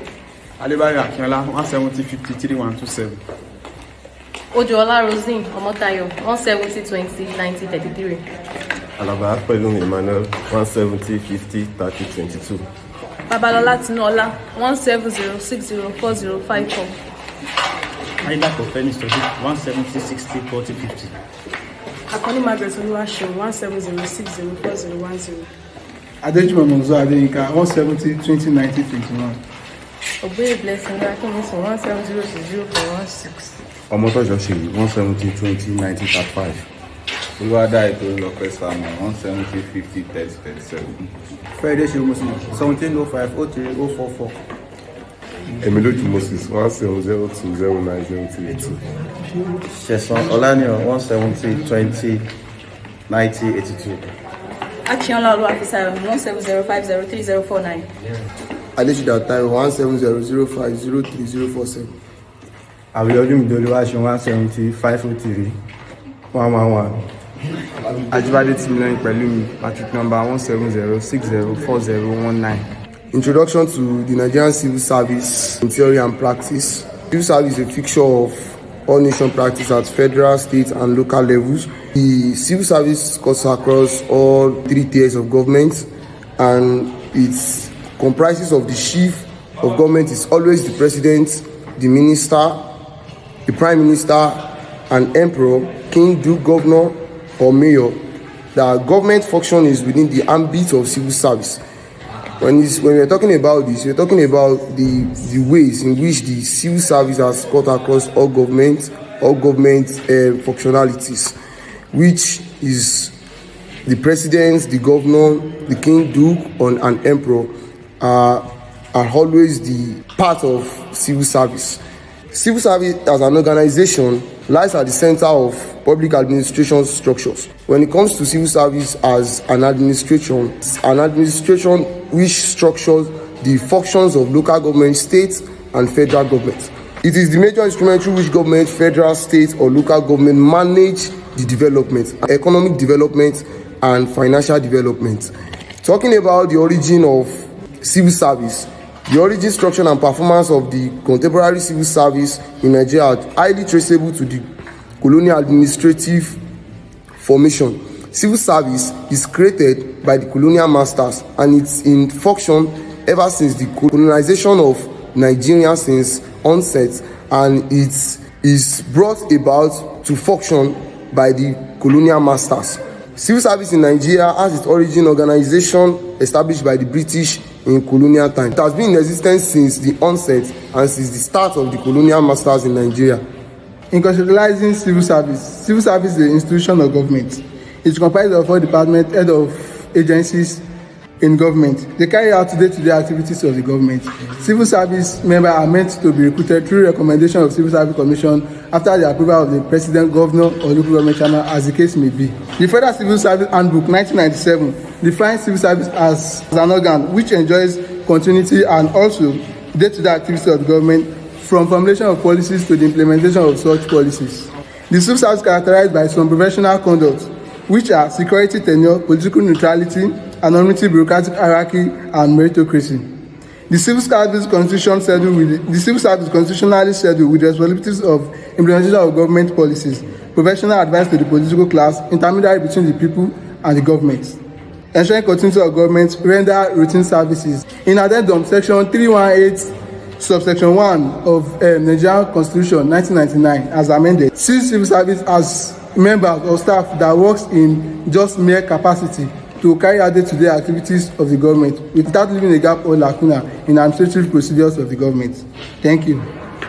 The origin of civil service dates back to the pre-colonial era, which lasted between 1900 to 1960. Before the colonial civil service, the three Nigerian regions, the western, the northern, and the eastern, administered themselves under three dominant societies: the Hausa in the north, the Igbo in the east, and the Yoruba in the west. The Nigerian civil service is an important instrument of the Nigerian state, affecting the life of citizens daily. The structure of Nigerian civil service are divided into classes. One, we have administrative class, executive class, professional class, clerical class, and messenger class. At independence in 1960, so many British were replaced with Nigerians, but in spite of this, the whole method of doing things were still predominant in the civil service. Some factors affected the performance of the civil service in the First Republic. Number one is the civil servants that occupied the positions were unprepared. We have administrative style. We also have nature of politics in the country. And the last one, political leadership. In the Second Republic, the politicians here hijacked policy making and to some extent policy implementation from the civil service. Servants here were not allowed to use their initiative to provide advice to the country. In 1999, the civil service assumed a new dimension. It became dynamic and effective, unlike the past. Civil servants were allowed to perform their traditional duties, which is to advise and to implement policy of government. Under Obasanjo administration, it was a problem-free, and the regime gave new lease to life to the sector. However, between 1934 and 2015, the Nigerian civil service had experienced over 24 reforms, covering from the Hunt of the Commission and to the Jonathan reforms in 2011 to 2015. I'll be talking about the causes of inefficiency in Nigeria civil service. Normally, we'll be talking about bureaucracy, bribing and corruption, poor selection and staffing. And we'll be talking about favorism and the tribalism in Nigeria civil service. Firstly, looking at the tribalism, the Nigeria civil service asks this issue of problem that when we are selecting staffing in the system, in the administrative system of Nigeria, majority are not based on merit, and they tend to look at where they belong, either religious, their tribe in Nigeria. And we look at political interference in selecting staffing in Nigeria civil service. We look at people actually have issues with the political parties that they belong to in Nigeria, and this actually causes a lot of marrow in Nigeria civil service. And looking at the selection formulation training, majority of the staffs are not well trained, and they are not being given the orientation about what it needs to be done in the Nigeria civil service. So this causes a lot of issues, problem in the Nigeria civil service. We'll be looking at the bureaucracy. Strictly, bureaucracy actually means strictly adhering to the rules and regulations of Nigerian civil service. These people, a selecting staffing in Nigerian civil service, majority did not adhere strictly to the rules. In conclusion, the Nigerian civil service has undergone several reforms ever since it's been created by the British colonial power in 1861, just to improve its effectiveness and efficiency in theory and especially in practice. But poor political leadership, politics, religious and tribal sentiments, personal greed, and other factors has ensured that these reforms and recommendations were never implemented or put into effective practice. According to Buhari in 2012, the quest to improve governance in Nigeria by increasing accountability, predictability, transparency of the federal civil service will require strong political leadership with unflinching political will to break with the entrenched system and build a strong institutional framework that will enhance the ability of Nigerian public institutions to achieve its developmental goals and handle the problems associated with modern governance of large scale, diversity and technical complexities in a sustainable way. In order to enhance the efficiency and effectiveness of the federal civil service, a critical branch of the executive arm of government, the following recommendations are made. 1. The civil service in Nigeria should adopt well-articulated reform measures that will enshrine proper institutionalization tenets of bureaucracy. Then the government should summon the political will to harmonize and implement relevant recommendations from the various committee reports. Some of these include service deliveries, that is the Servicom, restructuring and repositioning of the MDAs, maximum of 8 years tenure for permanent secretaries and categories of directors, etc. Recruitment into the public service should be based on merit rather than the present approach, which is based on favoritism, ethnicity, nepotism, religious and regional bias. Then finally, the reward system in the public service should be such that provide incentives to bureaucrats whose performance are outstanding, as well as the adhere to ideal bureaucratic tenets in performing their duties. Thank you. 5. My name is Olatunde Olaoluwapelumi, matric number 170209022.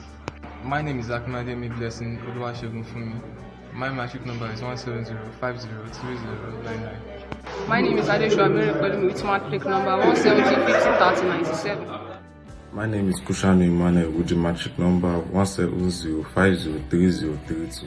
My name is Samuel Deroke, matric number 170510119. My name is Ibrahim Abdulgafar Adela, matric number 170209045. My name is Omotayo Alabarimos, matric number 170503004. Alabi Akitayo, matric number 17060407. Muhammadu Buhari administrative style.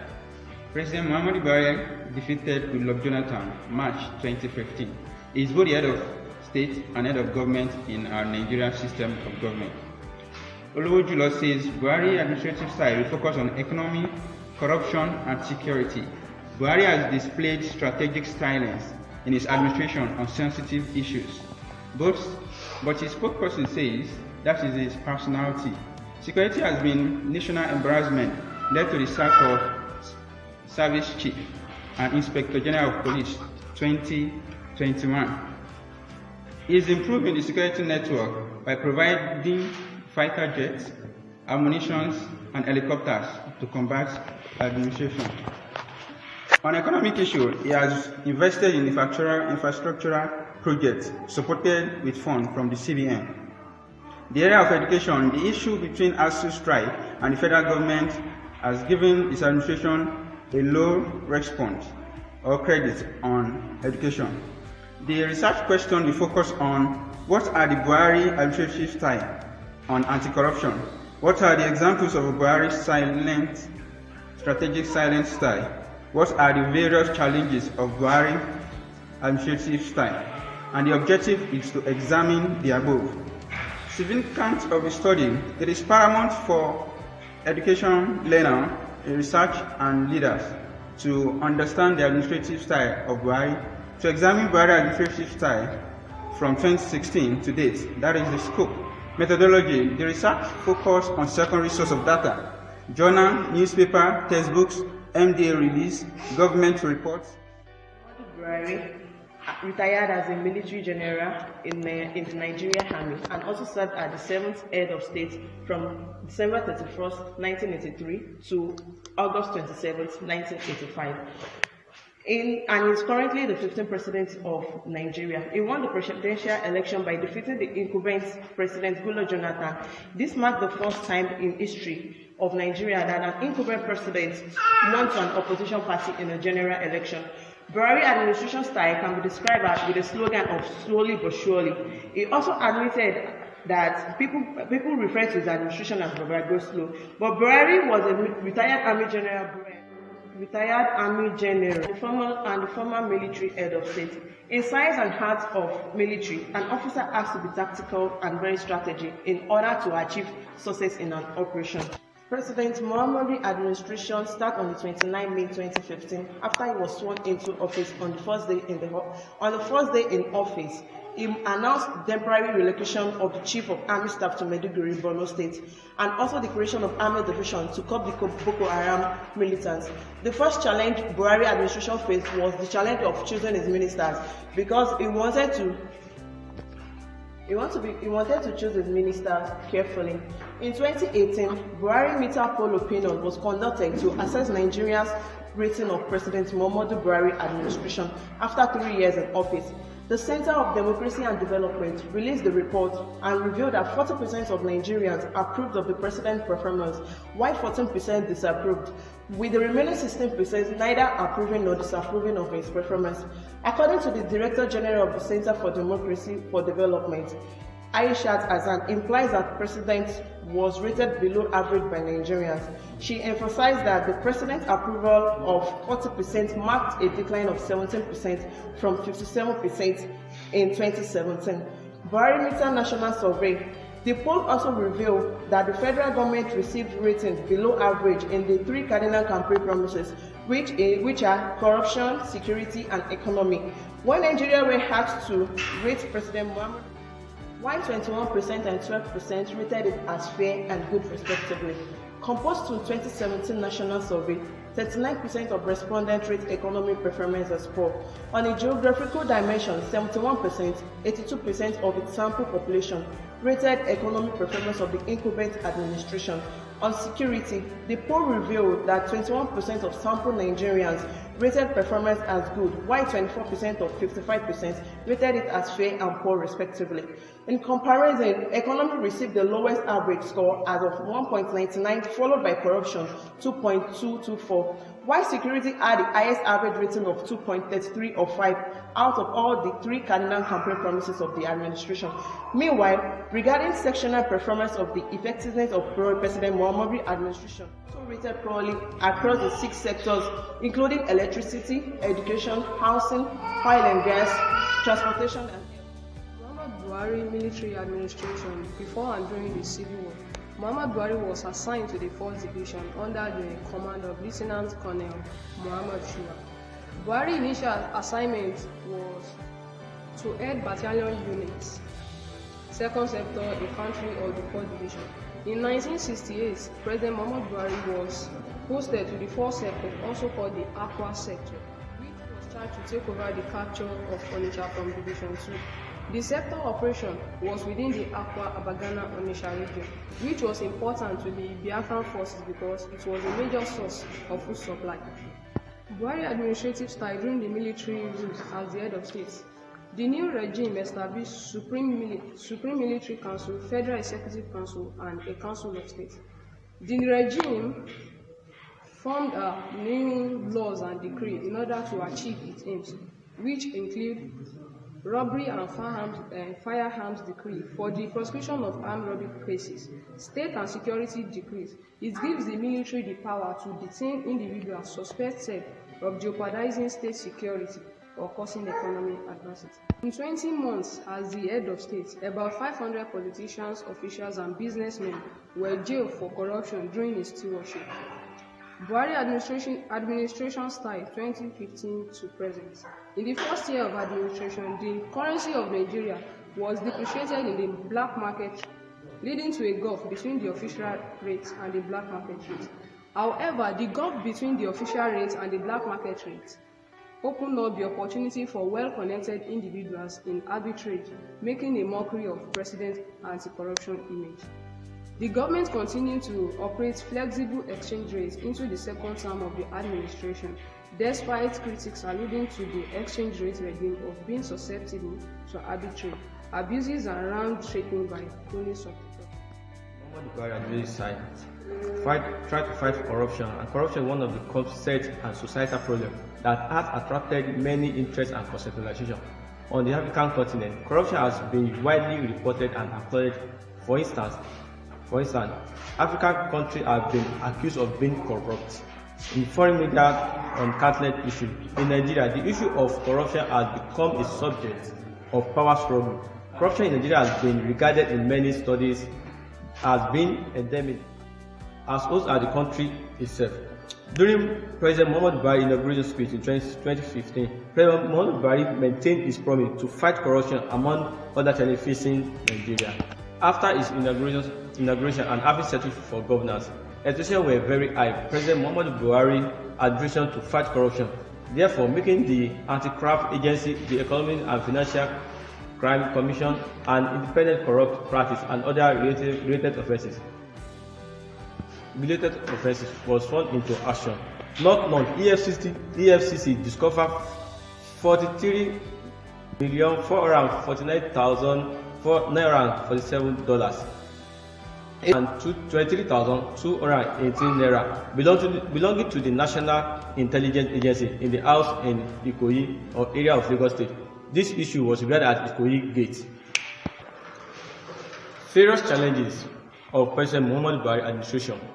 Issue of Boko Haram. Boko Haram has begun to operate in Nigeria since 2020, which has become Boko Haram, who have become a terrorist in Nigeria in the northern part of the country, who has victimized their bombs in many areas in the northern part, especially Borno State. Number 2, kidnapping for ransom. Kidnapping for people now see kidnapping as a work now, whereby people kidnap people to collect money from them, to collect ransom from them, without their family notice. And the third one, the electricity. Nigeria has been battling with electricity since 1960s, whereby the Nigeria electricity is not enough in Nigeria. Instance of President Muhammadu Buhari's strategic silence. First one, score of Boko Haram attack. Second one, high rate of banditry and kidnapping. The third one, addressing the signatory personnel on COVID-19 pandemic. Number 4, end SARS protest. Number 5, 2020 protected academic staff union of university ASU strike.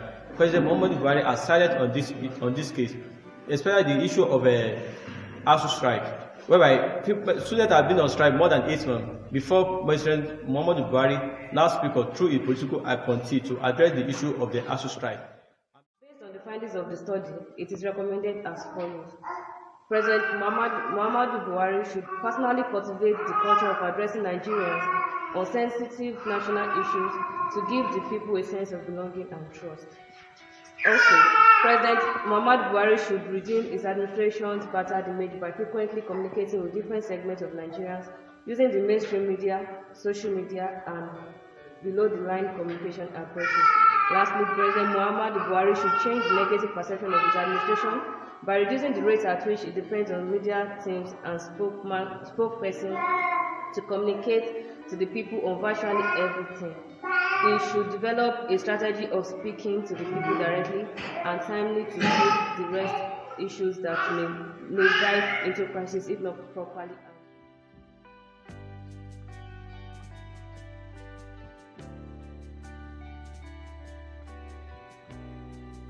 Adila Academy, matric number 170503104. Adorin Sola Elizabeth, matric number 170503059. Amonalani Christopher, matriculation number 170604017. Moebibenga Ezekiel 170604025. Baroluwa Jemio, matric number 170503003. Ademodi Damilola Babatunde, matric number 170604066. Oloye Olabisi Iyanoluwa, matric number 170604036. Bello Abdullah Adionimio, matric number 170604030. I am Tawadru Tosin John, matric number 1702-09056. Odunletola Joshua Oyeyemi, matric number 170-60-40-80. Adeojo Abibola Victoria, matric number 170-30-50-80. Akérèdé Samson Adémọ̀bí, matric number 180-20-9155. Adelakola Jumoke Teniola, matriculation number 170-20-9085. Ayẹyẹ Mọ̀túpẹ́mi, matric number 170-60-40-88. Olayo, with matric number 17-02-09031. Political Science Education. My name is Olagbaye Stephen Adekesi. Matric number is 17-02-09057. Adekemi Oyeblejo, matric number 170-50-30-70. Adinolu Adarasun, matric number 70-05-02084. Tomide Odirokinshe, matric number 170-50-3014. Ugosomi Peter, matric number 170-50-035. Rashid Abbas Oladele, matric number 170-604042. Good day everyone. Our topic for this presentation is the influence of pre-colonial administrative system on the contemporary Nigerian administrative system. We're going to be talking about the differences between the various administrative systems, that is the pre-colonial administrative system, the colonial administrative system, and the post-colonial administrative system. It is obvious that in the current Nigerian administrative systems, there are loopholes compared to what we've had in the past. So today we're going to be examining the structure of government in the pre-colonial days, colonial days, and give an overview of the governance in the contemporary Nigerian administrative system, and then provide prospects and recommendations for a new or better political headway. Thank you. I'll be talking about literature review and theoretical framework. I'm talking about also the overview of our research work. And now we are talking about pre-colonial administrative system in comparison to the contemporary administrative system we have in Nigeria. And now we are talking about the pre-colonial administrative system. We are talking about the administrative system that the Nigerians had before the coming of the Africa. Now, in this pre-colonial administrative system, we have the Oyo Alaafin, which was the political head, and many other subordinate officials. We have the Oyo Mesi, who is the 7 kingmakers. In this pre-colonial administrative system, the Alaafin did not have absolute power. Why? Because there was a check and balances of which is expected to check his authority. Should the Alaafin misbehave and work contrary to what the law says, he will be banished or asked to leave the throne. Now, if you are to examine the administrative system that was in place in pre-colonial system, there was accountability, there was adherence to law, and there was focus on the administrative system. Now, when you see the Ilari is the one that executes the judgment that was made in the palace. Now we have the Basharun. The Basharun is the prime minister. Basharun is the prime minister. Then we have the Ààrẹ Ọ̀nà Kakanfò. The Ààrẹ Ọ̀nà Kakanfò is the head of the army. Now these people, they have their distinctive responsibilities and functions. They don't perform their functions according to their will. Instead, they perform their functions according to the law and customs of the system. Now, in education of law, they have different methods of education of law. They have the norms, we have taboos, and many other methods of execution and implementation of law. So, in this administrative system, everybody is expected to be accountable. There was nothing like arrogation of power to oneself or many other things. There was accountability. Now, if we are to examine what we are having presently in administrative system of Nigeria, where everybody feels is above the law, especially in the civil service. And when we are talking about the civil service, we are talking about the body of public officials, professionals body who is expected to carry out the responsibility and duties of the government. One thing that is very important and sacrosanct about the civil service is efficiency. When you are talking about efficiency, you are talking about the employment and engagement of possible resources to achieve a goal or goals. Now, this thing is very, very important. Now, if we are to consider what is going on presently, the civil service, they pass the test of efficiency, but they fail the effectiveness. Why? They are unable to meet the needs and the needs of the people. Now, there's something about the civil service again, is the pattern of recruitment. Pattern of recruitment, which is also one of the challenges of the civil service, that is the administrative system we are having presently in Nigeria, which is the ethnicity and indiscipline. When we are talking about ethnicity and indiscipline, we are simply talking about competing loyalties, whereby maybe if Yoruba is the one in power, the other subordinates that are Yorubas, they are only loyal to the Yoruba, which is not ought to be. We also talk about indiscipline. Indiscipline militates against the efficiency and workability of that goal of the objective. Then you are talking about accountability. There was something peculiar about the pre-colonial administrative system, which was accountability. In pre-colonial administrative system, there was accountability, and the accountability was observed to its maximum level. Why did I say this? When you look at the Oba was accountable to the people. The Oba derived his power from the people. The Oba derived his power from the right source. Now, when you look at accountability and what we are having in pre-colonial system presently in Nigeria, you can see that it's blinking. Accountability is blinking. Lack of accountability will always make any administration to be futile. When I say futile, what does that mean? I mean that administration will not be able to produce the expected result. Now, my suggestion is that for we to have a good administrative system in Nigeria, accountability must be there. Now I'm talking about research method and analysis. During the conduct of this research, we made use of secondary research method to gather our thesis, that is, through journals, newspapers, textbooks, and the likes. Now, according to the Nigerian Human Development Index, HDI, Nigeria has constantly been in rank of countries displaying low indications of human development. HDI measures the capacity of the state to create an enabling environment for the people to enjoy. The problem we are actually facing is that the government has not been able to provide an enabling environment for these institutions to thrive in. Thank you.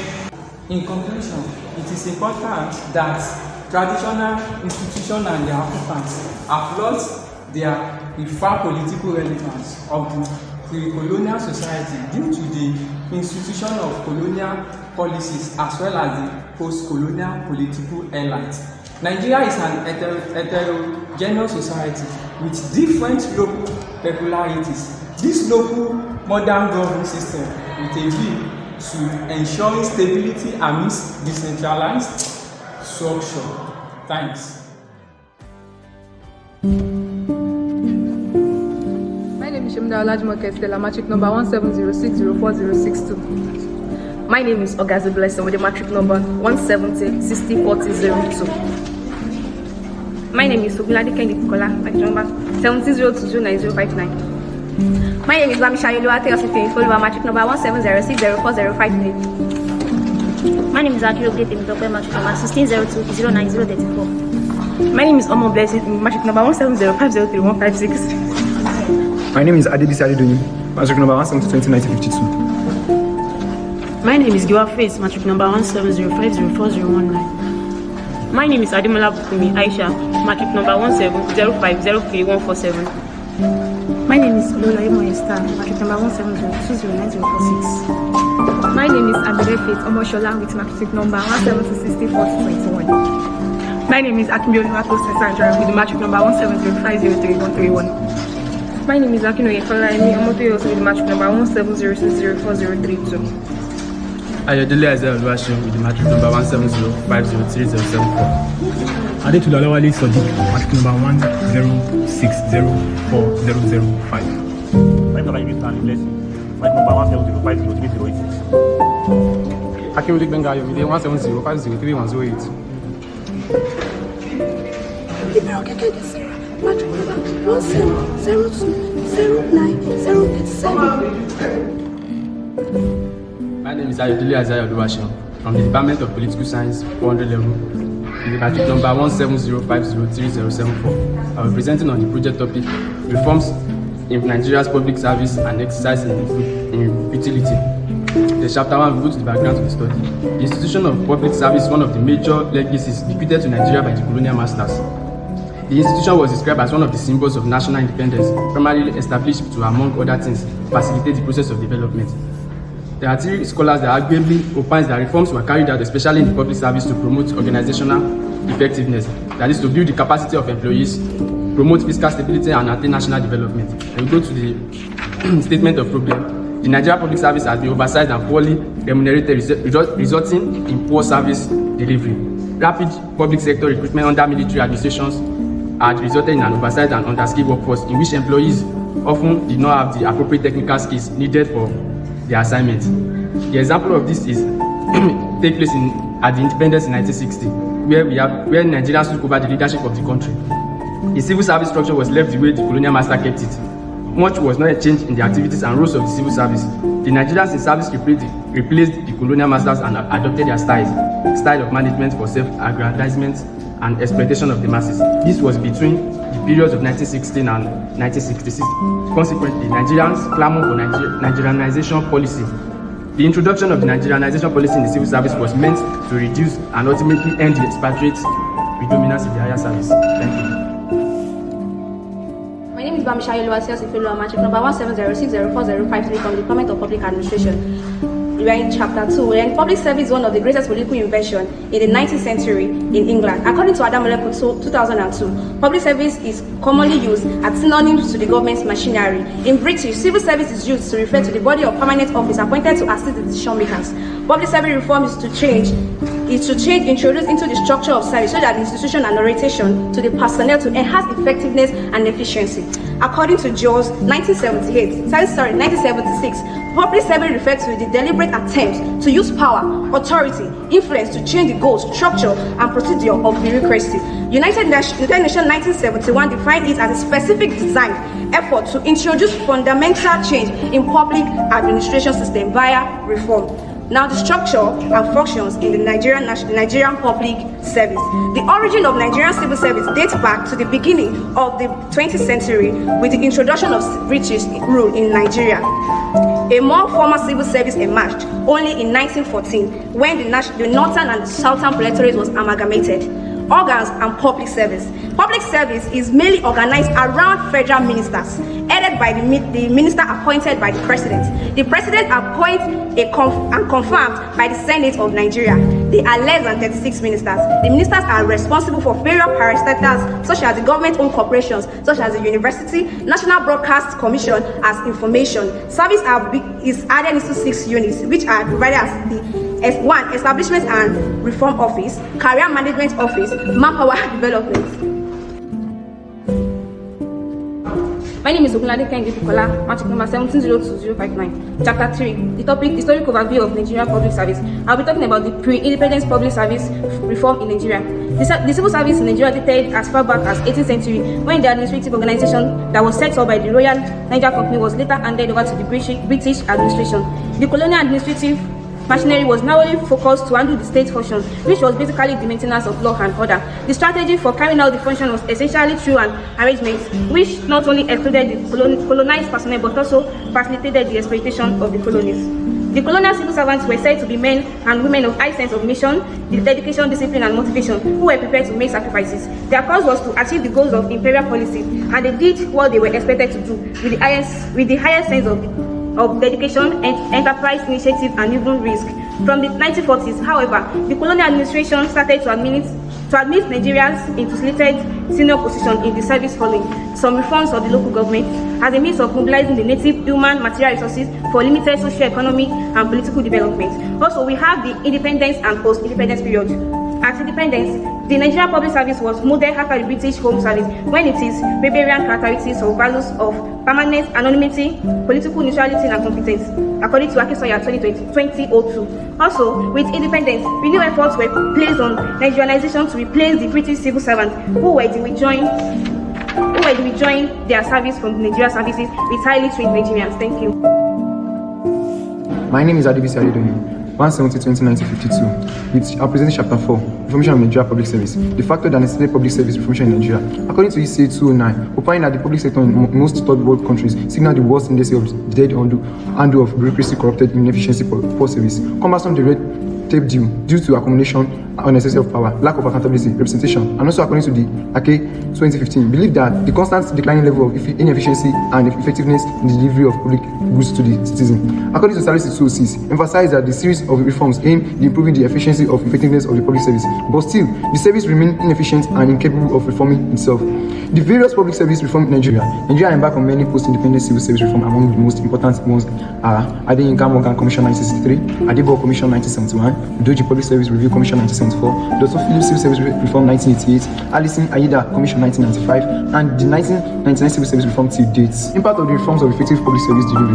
Despite the various reforms being carried out on Nigeria civil service, the institution carried out not still perform its expected responsibility of effectiveness and efficiency as a result of following challenges as highlighted by AKE 2015. They are 1. Lack of political will by the government. 2. Lack of adequate salary. 3. Corruption, weakness of civil service, politicization of civil service. The problems public service reform in Nigeria: many unqualified personnel joining the civil service, laziness of the civil service, wastefulness of spending and corruption, embezzlement public service funds. Thank you. My name is Shemda Olajumoke Stella, matric number 170604062, Department of Public Administration, 400 level student. I'll be summarizing our Chapter 5 of this research work, and Chapter 5 of this research work contains the summary, conclusion, and recommendation. The summary of this work: Chapter 1 includes the general introduction of this work, the background of the study, significance of the study, methodology, and limitations. The Chapter 2 contains the literature review, theoretical frameworks, while the Chapter 3 of this research work entails the reformation of Nigerian public service. The Chapter 5 of this project work is the summary, conclusion, and recommendation.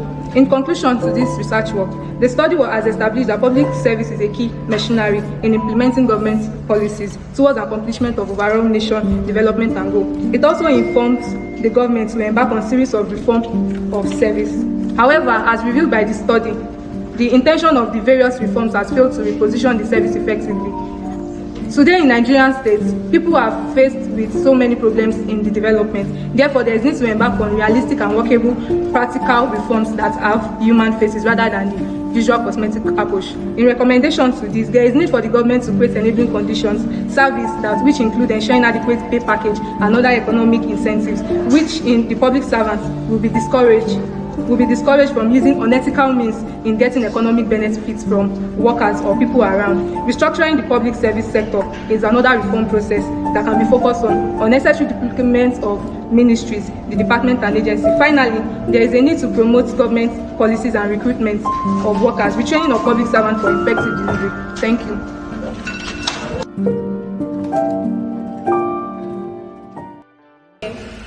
Good morning to you all. My name is Adeyelu Afalikemi Dokas.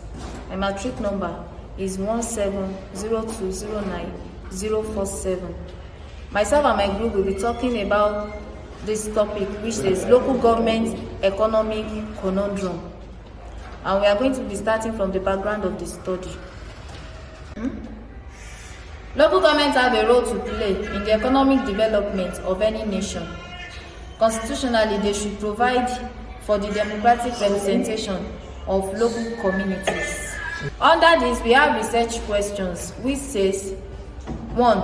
Has Akoko Southwest local government provided efficient service and rural development? Then 2. What are the challenges facing effective performance and development of Akoko Southwest local government? Then 3. What are the possible solutions to the challenges facing effective performance and development of Akoko Southwest local government? Then we have objective of the study. 1. To assess the level of service and development programs of Akoko Southwest local government. Then 2.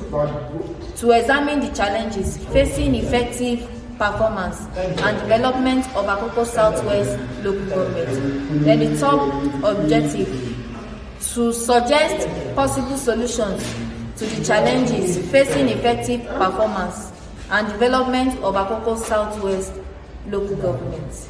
We have the scope of the study. This study focused on local government. local government system as efficient service. The role of local government in the life of citizens is very essential and crucial to the quality of life. Primary schools, primary health care facilities, drinking water, recreational facilities, roads and other services. So it is believed that the third tier of government is strategically placed to fulfill this condition as a result of its proximity to the rural people, which enhances its ability to easily articulate and aggregate the demands of the people, according to UGU 2008. It, as observed by Agagu 2004, the need to catalyze balanced development, minimize citizens' participation, and stimulate government responsive service delivery necessitates the creation. The local government is the closest tier of government to the people in Nigeria, yet the resident population in it is denied the benefit of its existence.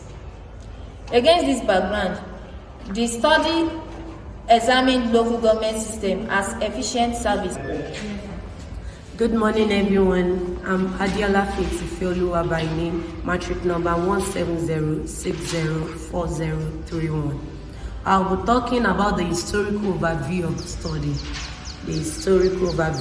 of the study.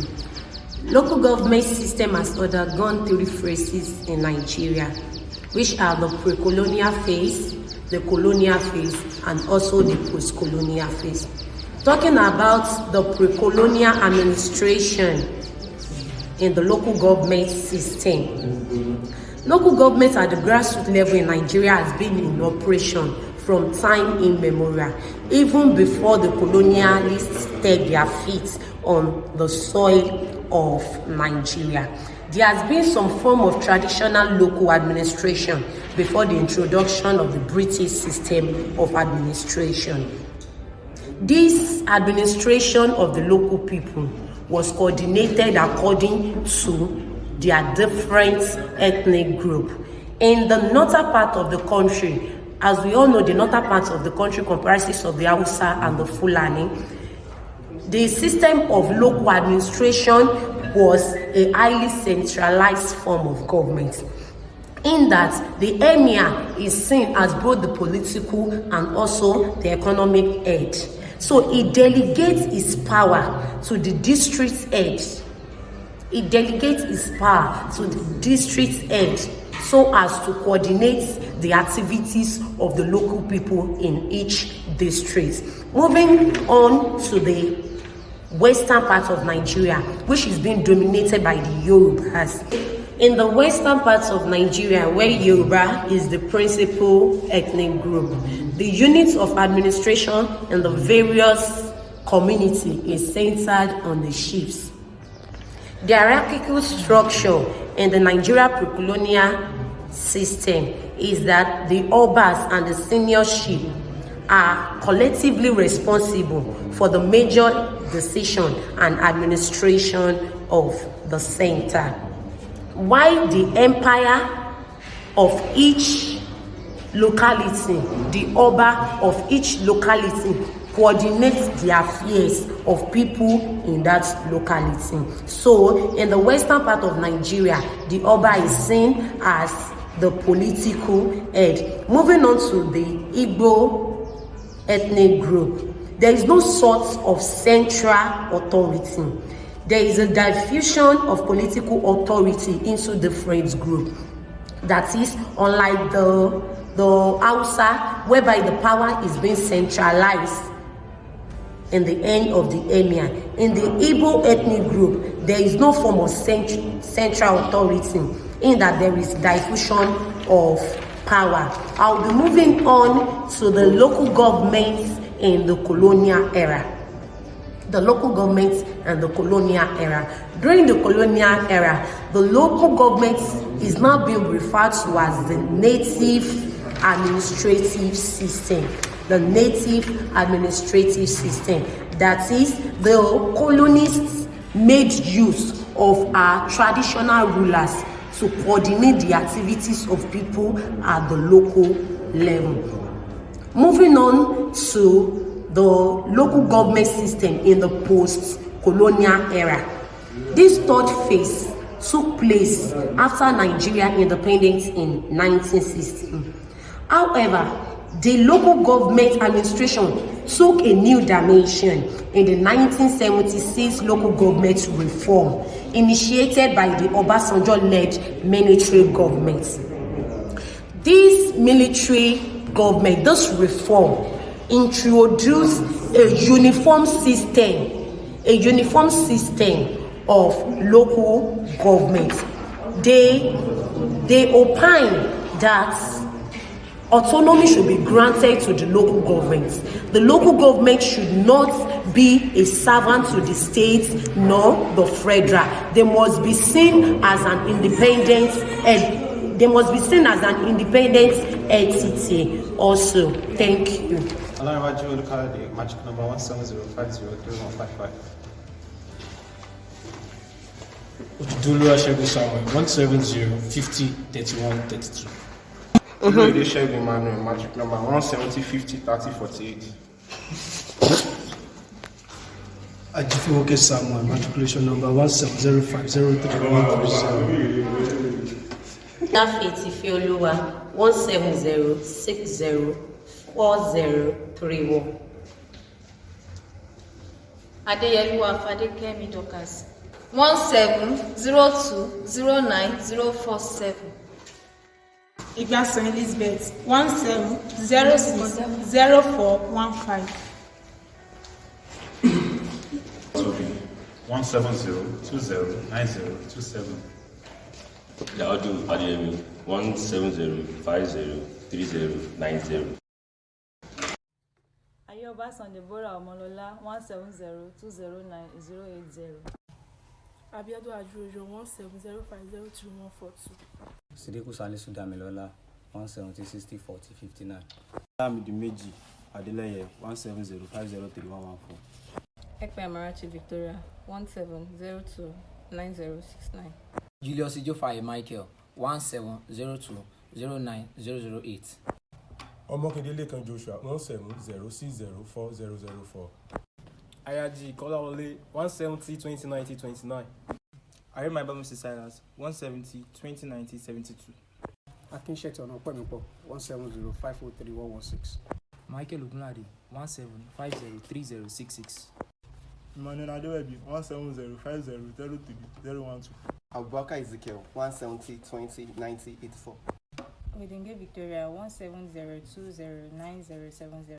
Good day, this is Group 3 topic, Ecology of Nigerian Administrative System, its influence and implication.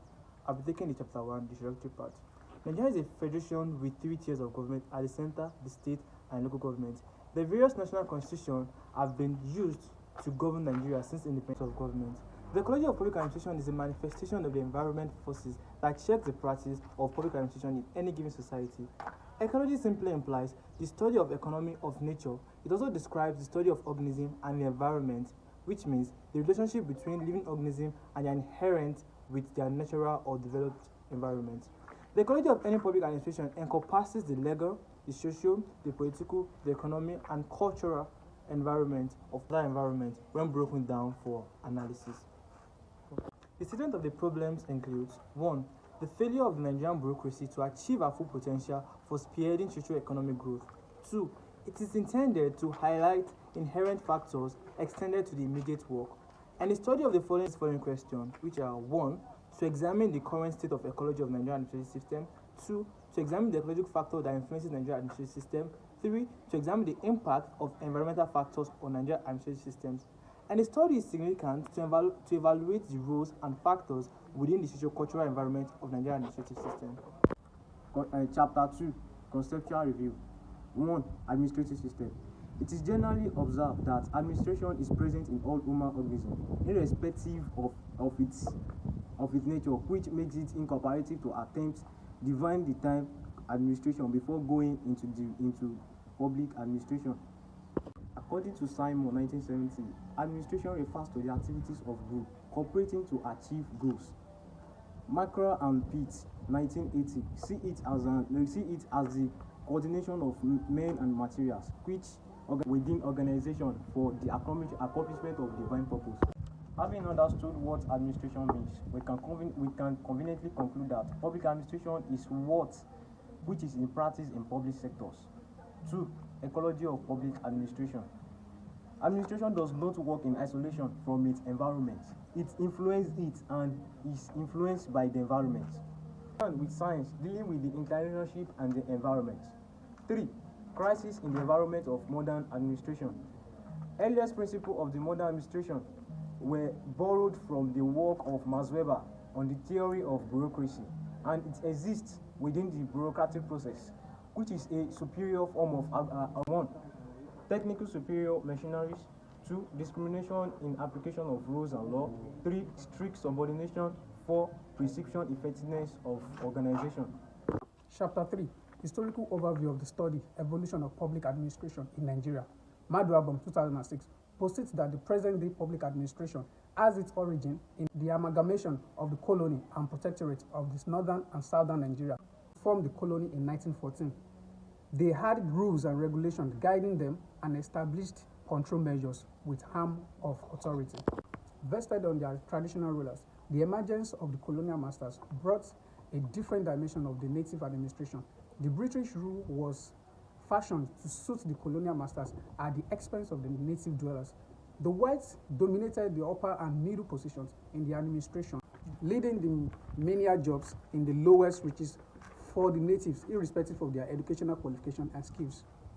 However, the public service had undergone series of reforms and changes, but it is yet to divorce itself of the class structure and the colonial mentality. Presidential system of administration. This is a system of government based on the principles of separation of powers. The system gives each branch of government some roles. For example, the National Assembly erects laws. The National Assembly enacts laws, but the president has overriding veto powers. However, the Supreme Court can declare unconstitutional laws passed by the National Assembly and signed by the president. Chapter 4. The ecology factor that influence Nigeria's administrative system. The environment where a policy is formulated and implemented exercises a lot of influence on the making and successful implementation of that policy. The constraint of the policymaker also came from the environment. This constraint can be political, economical, social, policy, or influence. Economic or social issue. Socio-ecological factors include 1. Level of literacy. If the level of literacy is low, ignorance will be on the high side. This will also reduce people's participation in policy making. 2. Ethnicity. Nigeria is a heterogeneous country with many cultural differences which influence the lifestyle and values of the people. Each tries to protect the interests of his people, which is often done at the expense of the other. Religion is also a major issue in Nigeria. Due to diverse religion in the country, most people tend to listen to their religious leader while neglecting their major issue during policy making. Political ecology. We have leadership style. The leadership style of the society affect the type of policy that emerge. We have political system. These are policies which indicate the rate of society economic development. We have ecology. These are policies which indicate the rate of society economic development on its policy. They are technological development, infrastructure development, tax policy, economic opportunity. The impact of environmental factor on Nigeria administration system include the following. We have social factor, human relationship factor. Social factor. In Nigeria public administrative system, we refuse to let go of nepotism. We allow or prefer to let go of merit in favor of our family member. In human relationship factor, sometimes we prefer to, most time in public administrative system, we let go of our indigenous languages while speaking other people's languages, whereby which create barrier in our language system. That is, people find it difficult to communicate with each other when using English in their policy making. Chapter 5. Summary, conclusion, and recommendation. This research work examined the domestic ecology of Nigerian administrative system. 3 research objectives was used to guide the study. To unravel this research work is divided into 5 chapters. The chapter 1 detailed the general introduction to the work, including the background of the study, methodology, and the limitations. The chapter 2 contained literature review and theoretical framework, while the chapter 3 entailed the historical review of the study. Chapter 4 detailed on the ecology of Nigerian administrative system, influence and implications. Finally, this study is concluded with chapter 5, which consisted of the summary, conclusion, and recommendations. In conclusion, the instant research has addressed certain gaps by going beyond the data analyzed strongly indicate the presence of the abnormalities within Nigerian administrative system. Finally, the recommendations. Based on the findings of the study, the recommendations includes 1. Government programs should be able to bring the good life for all by ensuring that services produced are satisfactory. 2. The establishment of research units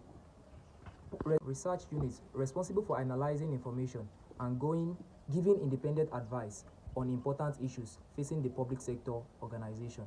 And lastly, a system of periodic re-examination and reforms in our political